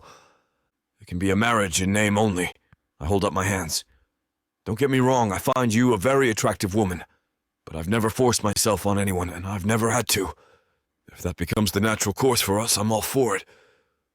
But if not, I don't mind, honestly. Sandy bites her lip as she mulls it over. I don't say anything further. She probably needs the time to think anyway. I don't want to sell my proposition too hard. Okay, I ask to make sure. Let's do it, she says, turning to me with enthusiasm for the first time since we left her house. I put my hand out so we can shake on the deal. Sandy looks at it like it's an alien, but she takes it and pulls me in for another hug. Let's go tell the boys, she enthuses, grabbing Miko's backpack with her own and opening the door with a click. I smile, my heart finally feeling carefree after all these months of not knowing how to deal with Joshua. We find the boys asleep. It feels a little anticlimactic after what we just decided to do, but we both agree to wait and tell them in the morning. Chapter 12. Sandy. The next day, Miko and Joshua are talking about their robots. Pierce keeps looking at me. I'm ignoring his gaze and keeping my focus on the breakfast we're sharing with the boys. The VIP suite has beautiful, almost floor-to-ceiling windows, showing off impressive views of the East River. A little sitting area with curved booth-like seats and a square table span one area at the end of the room, separating it from the upholstered living space. Pierce ordered the seasonal frittata and applewood smoked bacon. I'm enjoying some French toast, turkey bacon, and cottage cheese. He complements his breakfast with black coffee, while I prefer plain water. Most hospitals like this have veered away from bland hospital dishes and are moving toward creating a more hotel-like atmosphere, especially for the VIP floors. Kids, Pierce says suddenly, catching their attention. I lower my bread knife with an arrested expression. I know I can't back out now, and I'm not planning to. But I'm admittedly anxious because once we tell the kids, there really will be no turning back. We have something important to tell you. We believe you're both grown up enough to understand this. The boys look flattered at being called grown up, and they wait for our news with anticipation. They're wide awake, swinging their attention from me to Pierce. We're getting married, Pierce announces. I immediately turn to the children to check their reactions. We might think it's a good idea, but just because they get along well doesn't mean they think so too. We just thought, I explain, but I didn't get any more words out when I'm interrupted by loud cheers that must reach all the way to the nurse's station. When their happy and excited yells finally die down, I smile at the two boys in affection before turning to smile at my new fiancé. He gazes at me in return and reaches for my hand. I give him a squeeze before turning to Miko as he calls for me. Mommy? I let go of Pierce's hand and kneel before my son, peering into his joyful face. You're happy? It comes out as a statement instead of a question. Yes, Mommy. He squeezes my neck in his happiness. I'll finally have a daddy. Pierce will be my dad. Yes, I respond. I love you so much. Don't ever forget that, I add. I love you too, Mommy. Joshua comes forward with Pierce holding his hand. Joshua's beaming, and I turn to give him a hug, still in my crouched position. Pierce picks up Miko and sits with him on his lap. Joshua, are you happy? I ask, worried he might not want me to be his mother. 100%. He embraces me, and I feel warmth fill me from within. Thank you, Sandy. I pull away from the hug and look at him. What are you thanking me for, my dear? You make my dad happy? The kind of happy I've never seen before. I'm dumbfounded. I peep at Pierce, who's laughing with Miko. They look like a real father and son duo already. Really? I brush his hair back as he nods. Aw, thank you so much, bud. I'll do my best to keep making your dad happy. And you too, of course. I tell him. Dad, can I call Sandy Mommy? Please. He begs. His tone is excited and free from worries. It's up to Sandy, Pierce says, questioning me with his eyes. Of course it's okay, Joshua. I would love that very much. I just didn't want to push if you weren't ready, I tell him gently.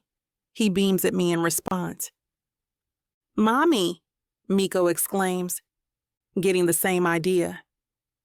I can call Pierce Daddy too, right? I bite my lip unconsciously. Pierce just chuckles.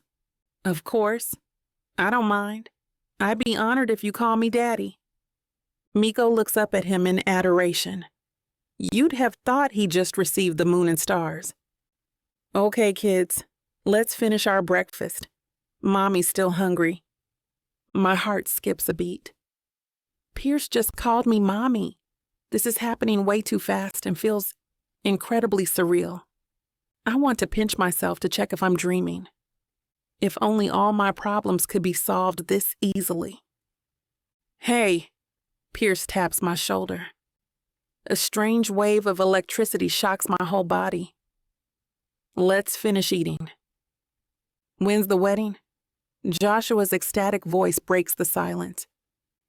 I look at Pierce and say, we're not sure yet. Soon? My face is questioning. Pierce confirms, it will definitely be soon, perhaps as soon as you're released from the hospital and we can buy you boys some tuxes. I almost choked on my food. Tux? Aren't we having a courthouse wedding? Pierce looks at me with an incredulous expression. Courthouse wedding? No way.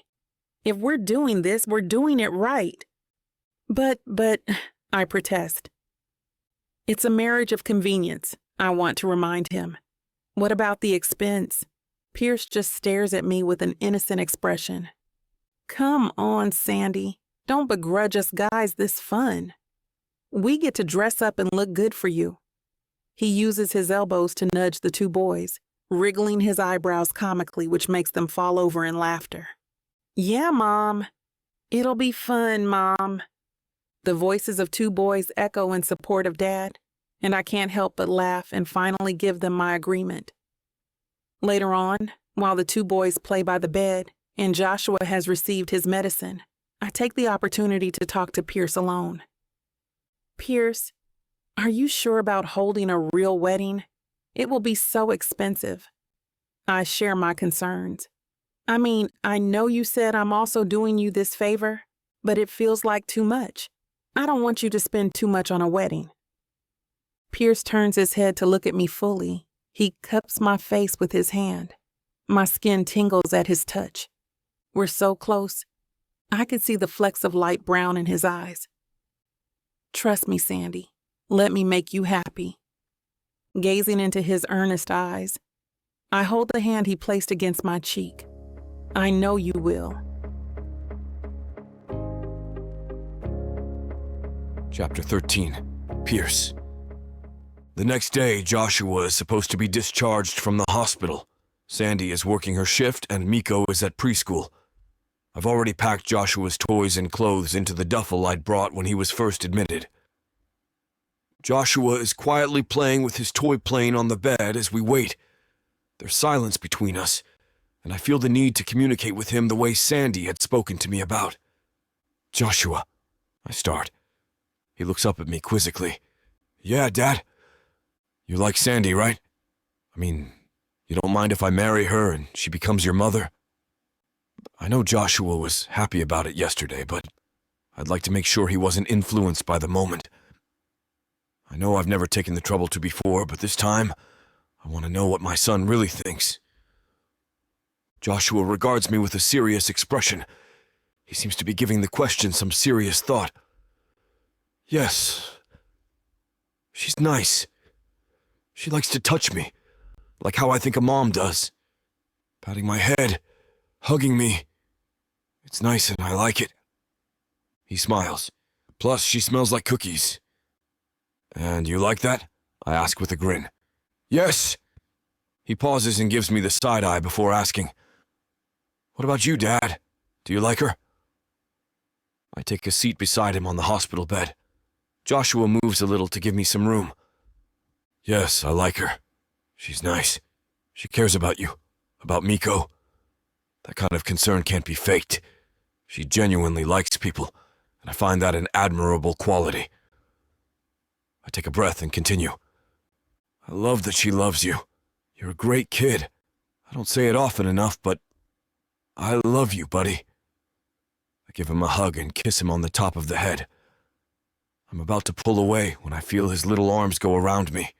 He squishes his face against my side, and I hear a mumbled, I love you too, Dad. That's the scene Sandy catches when she slowly pokes her head in the room. She looks surprised but happy at the latest development, and I give her a secret thumbs up and a beckoning gesture. Good morning, Pierce and Joshua, she says cheerfully, finally stepping inside. I have your discharge papers right here. I'll be giving you instructions on the medicine you need to take and how to take care of your arm and leg. We nod. I listen carefully to her instructions. Joshua will still have his arm in a sling, but luckily he was fitted with a walking cast and can hobble by himself if he needs to. So, I imagine you must be happy to go home? Sandy asks Joshua, draping an arm companionably around his shoulders. Yes, he says thoughtfully, but I'll miss the noise here at the hospital. Really? She exclaims with wide eyes. Yes, it's something you get used to after a while. Plus, I will miss seeing you every day, Mommy. Oh, don't worry, bud. Miko and I will see you and your dad every chance we get. Sandy, can I speak with you a minute? I ask her. I give the remote control to Joshua first, so he can watch a show while he waits. Television is a rare treat for him, and he takes it with glee. Yes, Pierce? She asks me curiously. We move off to the other end of the suite. Don't you think you and Miko should move in with us? Before the wedding? How would that look to two impressionable kids? I think if we explain it to them properly, it won't faze them. Look, it would be much safer for you and Miko at our place. What if Daniel drops by again and Miko's there to see? I pause to gauge her reaction. Would you want that? Sandy bites her lip and looks at me with fear and hesitation in her eyes. If you put it that way. Besides, we're getting married in a few days. Might as well get a feel for the place and put your stamp in it as soon as possible. I tell her. Sandy has a twinkle in her eye when she says, Your place must need a woman's touch for sure. I laugh and I hear her say quietly, Thank you, Pierce. I just give her the lightest kiss on her forehead in response. Finally, move-in day arrives. Joshua and I are waiting for Miko and Sandy to arrive in our apartment. I'd initially offered to go and help her pack, but she nixed that idea. She wasn't bringing any bulky pieces of furniture, and their personal belongings would fit in the huge rolling suitcases I'd lent her. I wanted to insist, but then realized I need to make sure the house is clean and that there's plenty of space for them. Sure, our condo is bigger, but I've lived a bachelor's life for a long time. Joshua insisted on sharing his room with Miko, even though we have extra bedrooms. I let him have his way, since it might help with their adjustment if they had each other's company. Ding dong! They're here! Joshua yells out, hobbling to a standing position from his chair. Careful, bud, I warn. I'll let them in. Take your time. I rush to the door and pull it open, neglecting to check the peephole. I'd left their names at the concierge so they could go straight up when they arrived. Hi! Let me help you with that! I quickly reach out to pull two of the luggages from Sandy. The concierge was standing behind them, rolling two more. He has a slightly bemused smile on his face. Daddy, we're here! Did you miss us? A little body hurtles itself straight to my knees, almost buckling them. Hi, Miko! Of course I did. Come in, come in! Miko steps inside confidently, looking around in wonder at his new home. Joshua comes up to him and says in welcome, Come, Miko! Come into our room! You'll love it! Joshua happily leads the way, and Miko gleefully follows, holding his own little-wheeled luggage with him and clutching Mr. Cuddly in his other arm. Your house is huge, Joshua. Do you think I'll get lost here? Miko asks fearfully. Sandy and I stifle a laugh when we hear the innocent question. Pierce, he's not kidding though. Your place is huge. I can almost hear an echo whenever I say something, Sandy says jokingly. I laugh at her quip. Come, I'll show you where to put your things. What's in here? I try to carry one of the luggages. Ooh, Sandy, these things weigh a ton. What did you put in here? Everything, she declares. Even the kitchen sink? I ask with my eyebrows raised. Sandy bursts into laughter, giving me a playful punch in the arm. Don't make me regret taking you up on your offer. I heave the luggage high above my head. Just try and get this away from me, I dare her. She looks thoughtful, but her eyes have taken on a steely expression. Suddenly, she lunges at me with her hands outstretched, reaching up to tickle me in the ribs. I'm so shocked. I almost drop the heavy luggage onto my head. You fight dirty. If that's the way you want to play it. I put the luggage to the side and approach her, determined to get her back. Pierce. Pierce! Sorry, I didn't mean it. Pierce! Sandy laughs hysterically, guessing what I'm about to do. I reach her and start tickling her in every area I can reach. The air is filled with our laughter. Stop! I can't breathe! Uncle! Uncle! Sandy screams, hardly able to take a breath between giggles. She's fallen backward into one of the leather chairs, and I accidentally fall on top of her. I instinctively brace myself against the headrest, trying to get it to carry some of my weight. Two boys suddenly appear and jump on us, joining in the hilarity. Sandy and I immediately start tickling them as well. If this is how life will be like with these two around, I hope they stay forever, I think to myself, my hands full of wriggling boys and the rounded curves of woman. Chapter 14. Sandy. I'm done unpacking our belongings, and I'm stretching my back with my face toward the beautiful view of the Statue of Liberty, when I hear a short knock on the door. I spin around to see Pierce smiling with his body half inside the room. Are you all unpacked and settled? He asks warmly. Yes, I am, thank you. Why don't you come in? I gesture him forward. It feels weird to be inviting him into a room in his own house. How are you liking it so far? It's good, I say noncommittally. Your house is great. Thank you so much for offering us your place. Of course. I mean, so what if we preempt the wedding by a few days? They'll just think you're some kind of kept woman, Pierce comments with a placid expression. I open my mouth in shock at the statement and immediately hit him in the arm with my hand. Or that you're some enchantress who's bewitched me with her charms, Pierce continues. I laugh uproariously. I know him enough by now to understand his wacky sense of humor. I sober and tell him, I do thank you for the invitation, Pierce. I can never repay your hospitality. Pierce immediately gets a glint in his eye at my words. Sure you can. I look at him with a questioning gaze. Pray tell, how do you want me to pay you back? Pierce almost chokes from laughing so hard. I use my palm to hit him hard in the middle of his back. 1, 2, 3 times. You okay? I ask, my face carefully devoid of expression. I'm making a joke, but I'm surprised to feel my heart skip a few beats at the thought. Not that I wouldn't jump on it if you were serious, but I was hoping to do something more PG, Pierce says, the remnants of his laughter still in his eyes. I just keep looking at him and question. Would you like to have dinner together? Just the two of us? My heart beats loudly in my ears. Alone with Pierce? I wouldn't mind it. What about the kids? I put forth. I asked Laura, our babysitter, to come. You don't have to worry. I can vouch for her trustworthiness. She's taken care of Joshua since he was baby. I trust her implicitly, Pierce says in assurance. I thought we'd spend a longer time unpacking, so she's here to play with the kids while we do so. But since you finished early, I thought we could celebrate your homecoming with a nice dinner, he proposes. I'd love to, I tell him. It's a date then, Pierce says as he walks toward the door, turning one more time to look at me. It's a date, I confirm with a smile. I'm a little nervous as I get ready for the night out. Since Daniel, I've never gone out with a man. I've been too busy with Miko and work. There was never enough time in the day for everything that needs doing. Not that I hate dressing up. I love it. Or I used to anyway.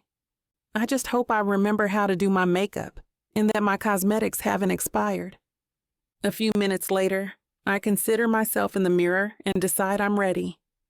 I check the dainty wristwatch I'm wearing on my wrist and almost swear when I realize I only have a minute left to meet Pierce by the front door. I quickly leave the room, checking in on the boys and Laura first. I see them happily talking in the kitchen while creating their own burgers, or should I say burger towers. The boys have stacked theirs with 3 or more patties that would be impossible to fit in their mouths. I leave them laughing and just shake my head in amusement. I fiddle with my earrings as I walk until I see a pair of shiny Italian loafers within my line of sight. My eyes travel up crisply ironed black slacks, a simple Hermes belt, and Pierce's classic folded at the elbows button down.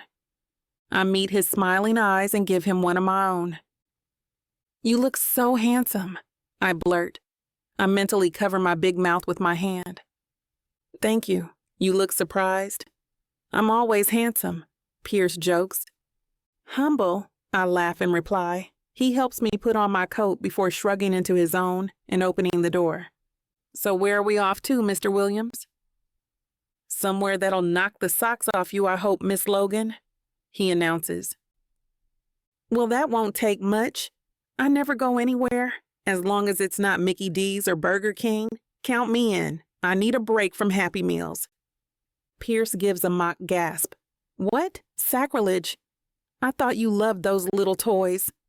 I just laugh uproariously at his craziness. We finally reach the lobby, and Pierce ushers me into a waiting limo. I thought I'd hire a car for tonight. Parking can be difficult downtown. Good idea. I agree. So seriously, where are we going? I'm so hungry, I can't wait to eat. I remember you mentioning you love Italian, so that's what we're having, Pierce tells me. Yum! I can't wait!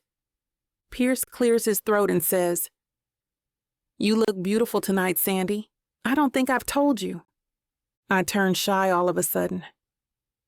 Thank you, Pierce. I hardly ever get the chance to dress up, so tonight has been a real treat for me.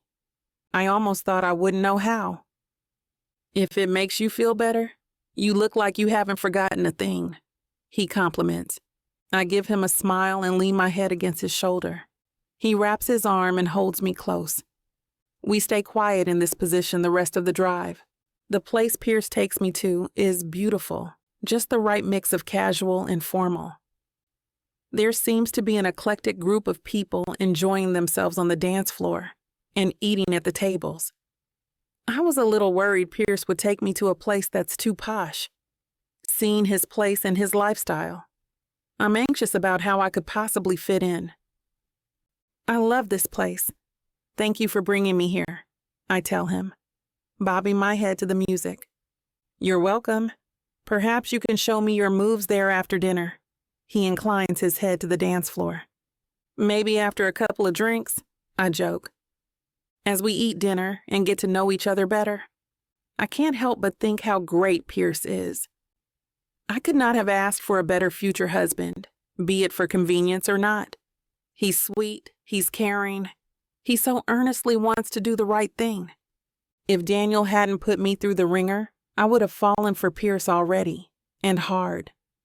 But finding out the person you loved wasn't who you thought he was can cause someone to doubt themselves more thoroughly than any other experience. Penny for your thoughts? Pierce asks. Sorry for spacing out. I was just thinking how I'm so happy you brought me here, and that the food is great, I inform him. How's your dinner? He asks. It's really good. Do you want to try some? I pierce one of the raviolis I ordered with my fork and hold it out to him. Pierce hesitates but opens his mouth to taste the dish. Watching his lips close in on the fork causes a surge of heat to flash through my whole body. The lust catches me by surprise, and I don't realize I've been holding my fork in midair for a second. "Would you like to try mine?" Pierce asks, offering me a serving of his own dinner. I hold his hand and slowly bring his fork to my lips. The risotto is rich and flavorful. The consistency is perfect. I say, savoring the taste. I lick my lips to remove any traces of sauce. "That's delicious." Pierce clears his throat and shifts in his seat. "I'd be willing to share if you give me some of yours." I cover my order with my arms and joke, "No way. What will you give me for it?" All my worldly possessions? I shake my head. "My son." "Possibly. My body." I blush, considering my wayward thoughts earlier. I try to disguise the redness in my cheeks and say, "No need to go that far." He laughs. "Besides, when we get married, I technically own that anyway." Pierce almost chokes in his food from laughing so hard. I hand him a glass of water with a calm expression, fighting back my own bout of laughter. "Have you lived here your whole life?" I ask him curiously. "Yes." "Private schools, posh apartment, and all that?" He looks at me with incredulity. "No, I didn't grow up with all that.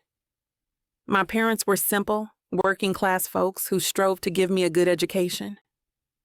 I feel a little ashamed at my presumption. "Sorry, I didn't know." "It's okay. People make assumptions. Normally I don't correct them. But I'm telling you the truth because we're getting married and I want you to know." "I'm really sorry, Pierce. I just assumed based on absolutely nothing," I say, looking shamefaced. "Hey, I didn't tell you that to make you feel bad." Pierce reaches over and takes my hand in his. "I know, but I feel horrible anyway. I should have known.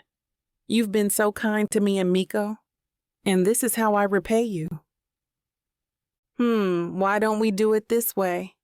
To make up for it, you can share one of your secrets with me, then we'd be even," he proposes. "Okay, what secret should I tell you?" "Too many to recall just one?" he asks in shock. "I have a good one for you. One Christmas, my parents told me that instead of presents, we would be going to a homeless shelter to help distribute food. I was bummed out that I'll be getting nothing, and I didn't understand why not giving me presents could help them. There were a lot of kids in the shelter along with their parents. I had snuck a peek at my parents the night before and saw the gifts they were wrapping. One in particular was a doll I'd been wanting for ages. When we got to the shelter, we happily distributed presents. My parents were delighted to see I'd given up being mad. What they didn't see was a little girl, holding one of my raggedy dolls in her arms and hugging it tightly. She was so happy. "You switched the dolls," Pierce breathes. "I couldn't even enjoy the doll I took. I had to keep it hidden in the back of my closet, underneath all my other stuffed animals," I admit. I've never told anyone this story. So now you know I'm not the altogether altruistic woman you thought I was. There's nothing wrong with that. The very fact you feel bad about it does show the kind of woman you are. He smiles at me tenderly, giving my hand a kiss. "It would be my honor, Miss Logan, if you share this dance with me."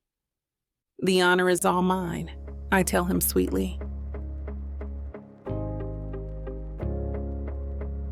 Chapter 15. Pierce. The dinner was wonderful, and I had the time of my life. I loved spending it with this beautiful, brilliant lady beside me. "We're here," I say to her. We stare at each other. She's in the seat beside mine, so close to me, a tempting mere arm's length away. She's so beautiful tonight, and I can't get enough of her. "Yeah," Sandy replies to me as she licks her lips. "Oh, we're home." We stare at each other, locked in our world. Sandy's all I can see. My world has centered itself on her. "Sandy," I touch her face, caressing her cheeks with my thumb. We're home. Is this your way of welcoming me? A dinner date, Sandy asks me. I expect something more. She leans her head against my palm without breaking eye contact. In her eyes, I see my reflection. Her feelings mirror my own. Something snaps into place, connecting us. My face moves closer to Sandy's as I yearn for a taste of her lips. Sandy does the same, and she welcomes my kiss with enthusiasm. If you want to know where this spicy scene is headed, you won't be able to hear it now due to this platform's guidelines and restrictions. But we want to make it up to you by offering the unabridged version of any Vixa audiobook, including this one for 40% off. All you need to do is go to vixavonromance.com and use code VIXA40 at checkout. Are you enjoying the story so far? Let's get back into it. I hope you're enjoying this audiobook by Vixa Vaughn. If you want to keep hearing more audiobooks, then please hit that subscribe button and like the video. It may seem insignificant, but the more people that subscribe, the easier it is to produce more audiobooks in the future. So please help us out and subscribe to our channel. Thank you for listening, and now back to your book.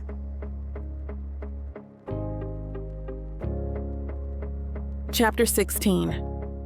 Sandy. I wake up earlier than usual, my busy mind not allowing me to return to sleep. I give the slumbering man beside me a soft peck on the cheek before I head off to take a shower. The heat, almost boiling temperature of the water calms my nerves. I've always loved taking hot showers. The stillness gives me a quiet time to think. My mind is freaking out over what just occurred between us. It was unexpected, but I'm happy it happened. Almost giddy, actually. When I'm done, I look at myself in the mirror, reminiscing his touch and trying to see if I look any different from before. I feel goosebumps and immediately wrap myself in a fluffy Royal Splendor bath towel with a bold embroidered W. I pull out my mint green dress and proceed to the house's overwhelming walnut and granite kitchen. I rummage around the kitchen for ingredients. I find myself humming with happiness while making breakfast. "Mommy," Miko chirps. "Good morning." "That smells delicious," Joshua divulges. "Good morning, my boys." I greet them both, opening my arms for hugs. Miko gets nearer and kisses my cheeks without hesitation. Joshua watches us for a moment. "Come here, honey." I reach for him and kiss him on both cheeks. "Good morning." He beams and gives me a hug. "Good morning, Mommy." Joshua maneuvers himself on one of the bar stools with Miko following suit. Together, they watch as I prepare breakfast, placing their little chins on their palms in fascination with what I'm doing. Before starting the blender for my smoothie, I ask, "Did you sleep well?" I give them plates and placemats, carrying the utensils myself. The boys are eager to help, making up for their inexperience with unabashed enthusiasm. I've prepared yogurt and muesli bowls with sliced fresh strawberries, bananas, and crunchy oatmeal, on top of plain Greek yogurt and honey. "What a lovely morning," Pierce pronounces, appearing at the doorway. He closes the gap between us and gives me a kiss on the temple. "Good morning." "Look, Miko, Daddy gave Mommy a kiss." "Joshua, Mommy's turning red like a tomato." They giggle and high-five each other. "Boys, that's enough. Take your seats, please." I signal for Pierce to do the same. I give him his avocado toast. It's wheat bread with avocado spread sprinkled lightly with salt and pepper, scrambled egg with feta cheese, arugula, and dried tomatoes. I saw the recipe in one of those Millennium websites, tried it, and liked it. "Thank you," he ogles at his plate, making me chuckle. "Here's your coffee with rum cream." I wink. I settle down on my seat with a yogurt bowl of my own, paired with a glass of coconut milk. "So," I pause. "I wasn't sure what everyone wanted to drink, but I have milk and orange juice here, plus coffee for Daddy and me." "Let's dig in," Pierce says with enthusiasm. Joshua's and Miko's chatter keeps us occupied during the meal. Pierce keeps glancing at us, as if there's something he wants to say. "Pierce?" I ask, taking his hand. "Are you okay?" "This is something new to us," he admits. "I have no time to prepare breakfast. We barely have enough time to eat, usually. We're always rushing. Joshua always winds up eating cereal." Joshua nods in agreement. "I don't mind, Daddy. I like cereal. But this is good, Mommy. You should open your own restaurant, right, Dad?" He gives a thumbs up in agreement. "Definitely." I'm so happy I lean over and give him a kiss. "Kiss, kiss, kiss, kiss." The boys start chanting, their giggles filling the room. Pierce returns my peck with one of his own, his soft lips hot against mine. "We're practicing for the wedding," he tells them. We all laugh at that piece of fabrication. "Speaking of weddings," Pierce starts, "I hope you don't mind. I've asked my assistant to help us organize everything. It's happening soon and I want everything to be perfect." I hesitate. "Is it going to be so expensive? I don't mind a simpler wedding, really." "But I don't," Pierce tells me. "I only intend to get married once, and I'd like to do it the proper way. Is this okay with you?" "Of course, I'd love anything you prepare." "Thank you," I say sincerely. "What about my gown?" I ask suddenly, realizing I have nothing suitable in my closet, especially for the grand affair Pierce is planning. "I gave my assistant your measurements and had him look for a couple of choices. He'll have a few for you to choose from, and you can pick which one you like the best," Pierce informs me. "Thank you, Pierce. That sounds wonderful. You're so thoughtful." I put my hand on his chin and give him another peck on the lips. The kids surround us with more hoots and hollers, while Pierce ignores them, deepening the kiss and pulling my face more firmly against his own. Chapter 17. Pierce. Days pass as our new family settles into a new normal. Things are slowly falling into place. Sandy and Miko are feeling more at home. Joshua's been in a good mood for weeks, and I've never been this happy. Focusing on my growing career and raising my son alone after his mother left did not leave me much time for myself. But now that Sandy and Miko are in our lives, things are much better. Despite having more people in the house, I seem to have more time for family than ever before. Waking up every day next to Sandy has its perks. Sharing our bed at night, making love to her, definitely has its merits. I feel a slight tightness in my pants as I recall her smooth skin, her round bottom, full chest, and how responsive she is. I force the thoughts out of my mind and remind myself of where I am. Only when the day is about to end does the pile of work on my desk finally clear. I check my phone and see a message from Sandy.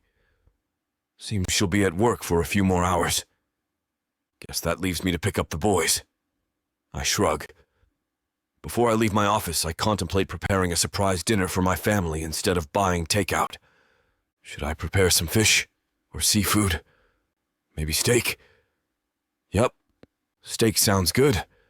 The boys love meat anyway. Besides, I might as well admit it's the only thing I can cook. I can even toss some vegetables on the side for a more balanced meal, as Sandy would say. Finally, I head out while browsing online recipes on my phone and choosing one I believe would be up to their taste. Should I also pick up flowers on the way home? I wonder as I reach the parking lot and walk toward my car. I reach for my keys as I debate whether to pick up roses or tulips when my instinct tells me to look behind me. I've barely turned when I feel something sharp hit me on the side.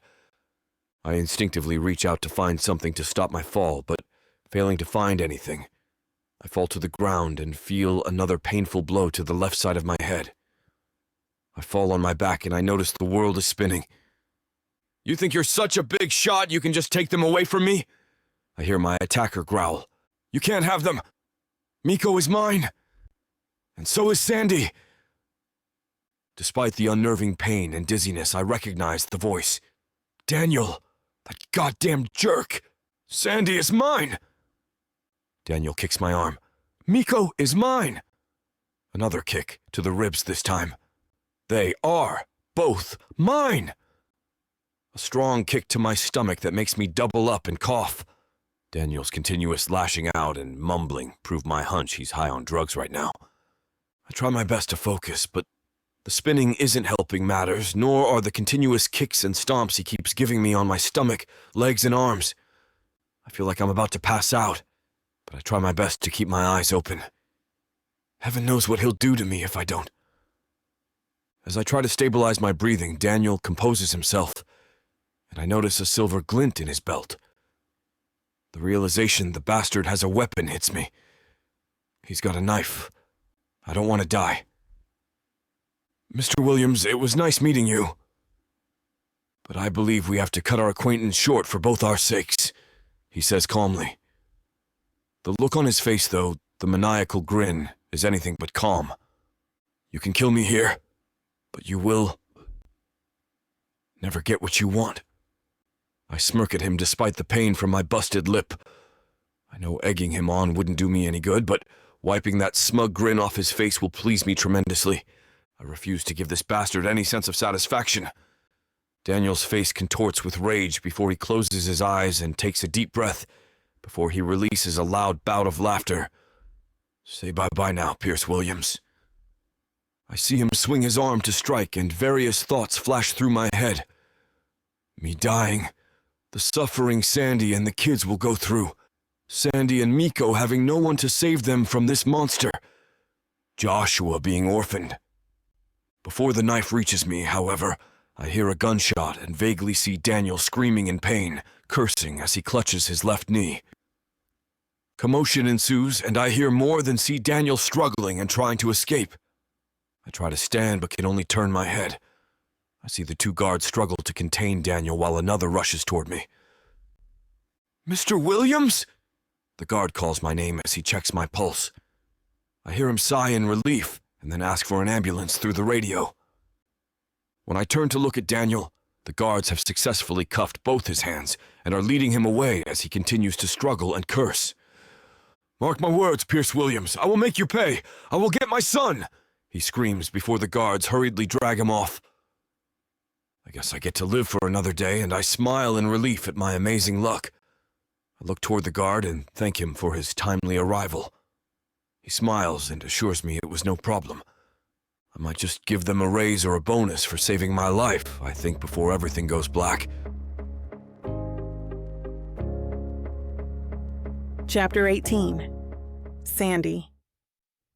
Mia, has the diagnosis for patient 30A arrived? I inquire, checking the medical charts of patients assigned to my floor. She's one of the new nurses deployed in my station. Yes, he has gallstones blocking the bile duct. Mia sighs heavily. Why? Pancreatic cancer, Mia reports shortly. Call Dr. Johnson.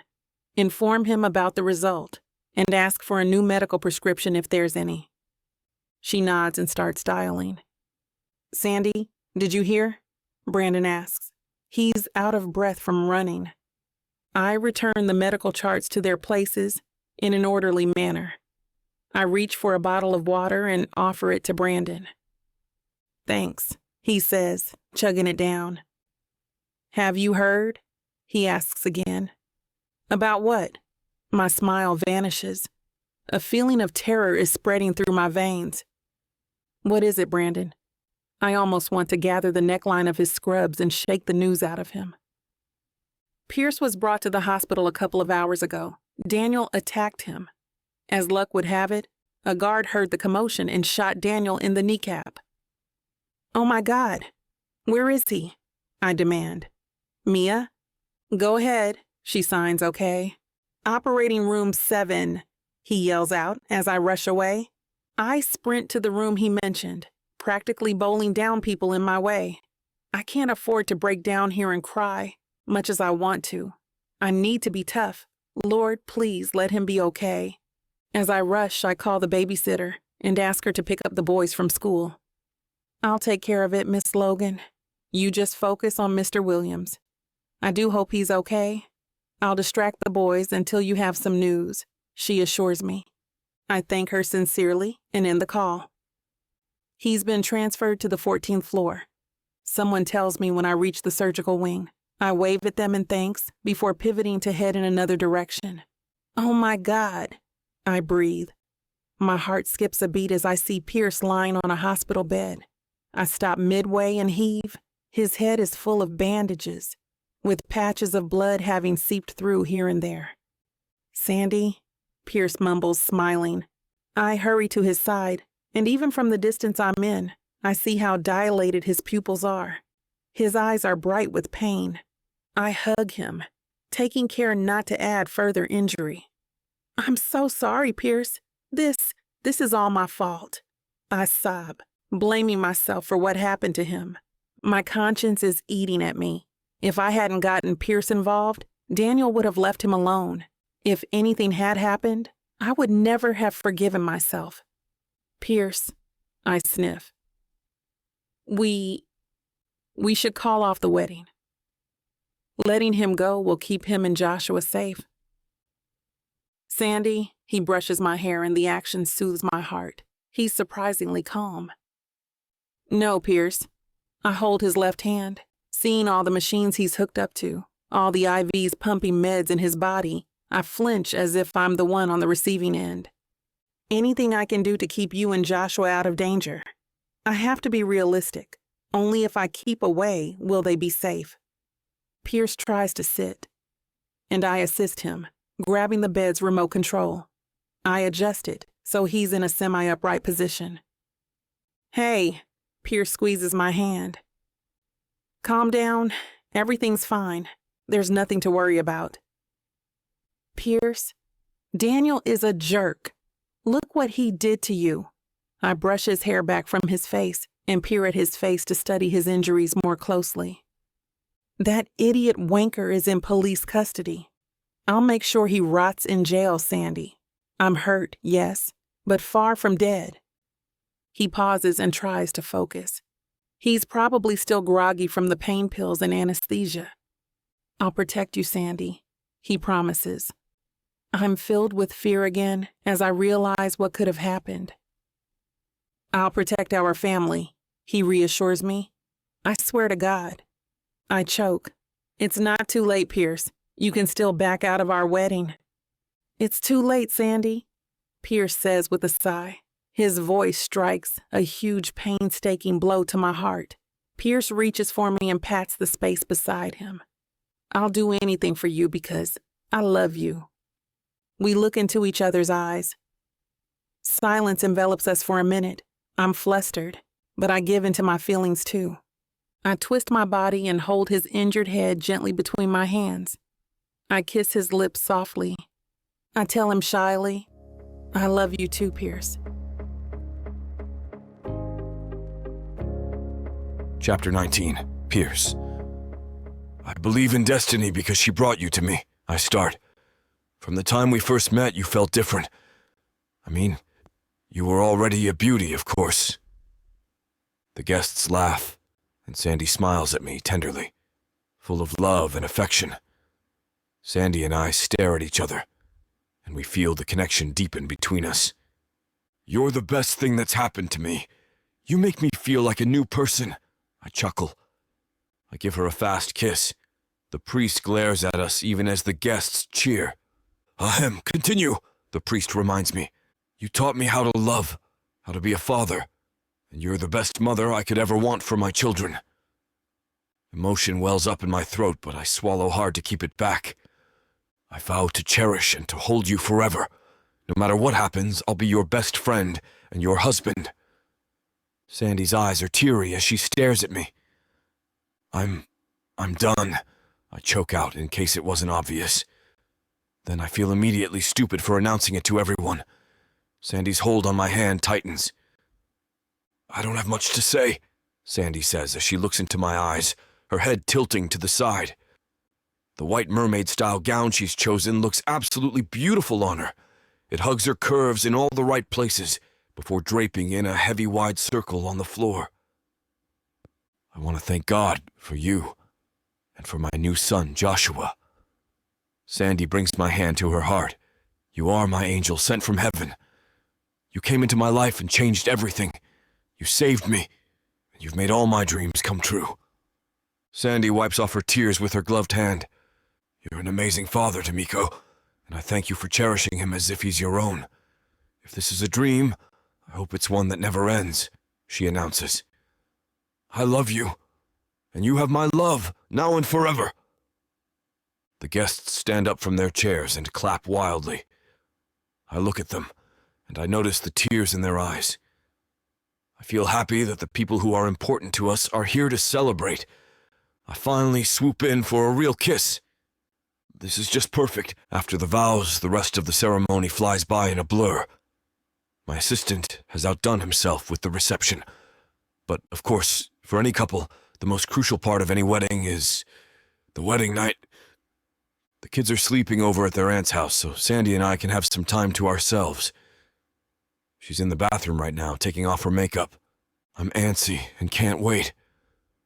I follow Sandy inside, and I see her standing in front of the mirror wearing very sexy lace and flimsy lingerie. Well, things are heating up again. You know what to do. Go to VixAvaughnRomance.com to get the dirty details that this platform won't put on the air.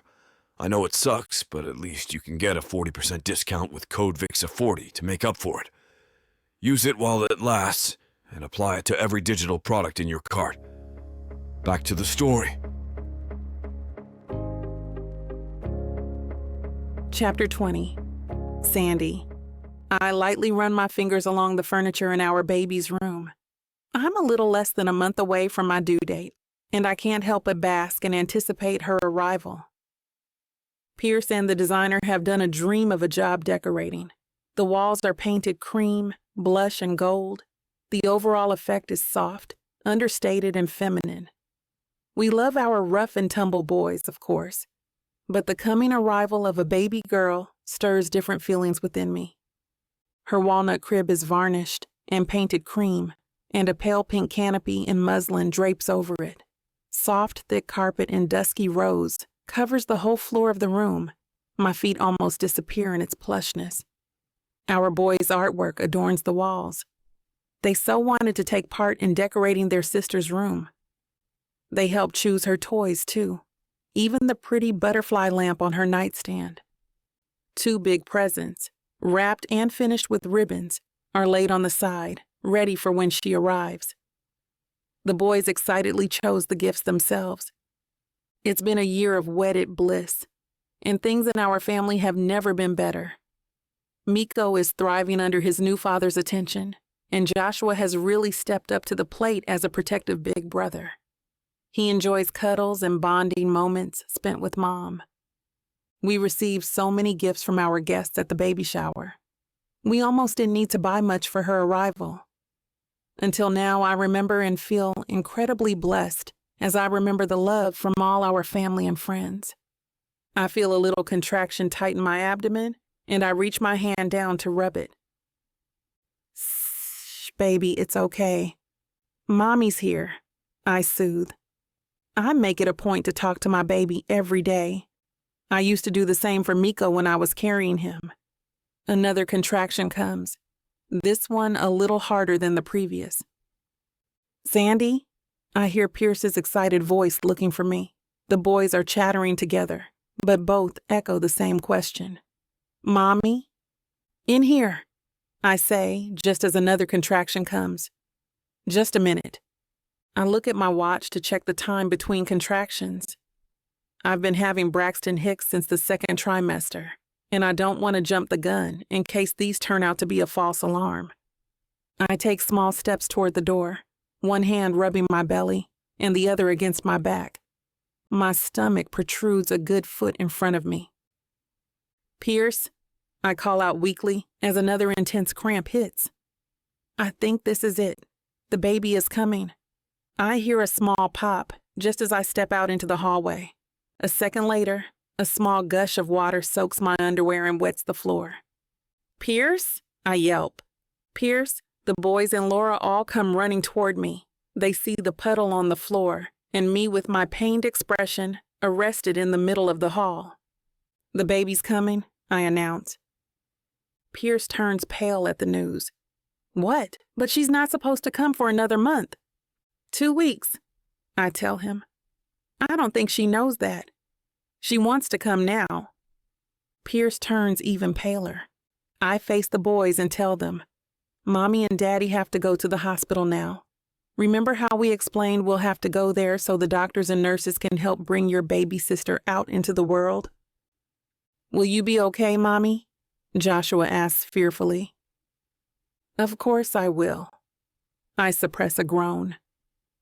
The contractions aren't stopping. I'm guessing we still have half an hour to get to the hospital so they can check the progress of the birth, but I want to make sure my sons are okay first. Tomorrow, Laura will bring you by the hospital so you can meet your baby sister, okay? They both nod. Be good. We love you. I rub their heads and give them kisses. Pierce has come out of his stupor and is standing beside me with the overnight bag I'd packed ready in his hand. Thank you so much, Laura. I'll see you tomorrow. I'll let you know when the baby's out, Pierce tells them. We leave and the door closes on the faces of our 2 nervous children. Pierce sweeps me off my feet and carries me until we reach the car. He carefully sets me down on the back seat where I can stretch my whole body. I pant and breathe according to the Lamaze technique we were taught in our birthing class. It had been so long since Miko, we enrolled in them to refresh ourselves. Pierce is now calm maneuvering the streets with care. Are you okay, honey? He asks, looking at me through the rearview mirror. I give him a tight smile as another contraction hits. That one lasted a little longer than the others, but otherwise I'm okay, just excited. Me too. Don't worry. We'll be there soon. Pierce calls the hospital as soon as we're near enough. Some orderlies are waiting for us by the emergency room, ready with the wheelchair. They wheel me away as Pierce parks the car. They have to prep me for delivery. He can follow in a few minutes. I change into a hospital gown and lie back down into a gurney. They wheel me to the birthing suite we'd reserved when we first learned we were pregnant. Pierce comes into the room a few minutes later, wearing a hospital gown over his clothes as well. My doctor is already in the room together with some of the nurses, my friends. They're all as excited about this as we are. The next couple of hours pass in a blur. I vaguely remember pushing as hard as I can, Pierce bracing me against his chest the whole time. All I remember is the baby being placed against my chest, her little lips puckered and rooting for my engorged bosom. I open my eyes the next day and see my 2 sons standing beside my bed, their dad behind them, with one hand on each boy's shoulder. Hi, boys, I greet. They gingerly come forward, seeking assurance that I'm okay. I hug one boy in each arm and give all my boys a good morning kiss. Are you boys okay? Yes. Mommy, are you okay? Miko asks with concern. Yes, I'm fine, baby. Have you met your baby sister? Not yet, Joshua says just as a nurse knocks on the door and comes in with our new daughter. She hands our beautiful baby to me as the boys look on in wonder. She's beautiful, Mommy, they breathe. You did well, Mrs. Williams, Laura says in congratulations. I nod my head in acknowledgement and thanks for her help. I cradle the baby and gaze at her small, sweet face in amazement. I give her a soft kiss in the forehead and carefully hand her to her daddy. Pierce gingerly holds the baby in his strong arms. He slowly takes the space beside me as the boys take the spots in front. I rest my head against his arm as we all gaze at the newest member of our family. She's perfect, Pierce declares in a soft voice. Welcome to the world, Sierra Louise Williams, I say. And the baby yawns, slowly opening her eyes and peering at the faces of her family looking down at her.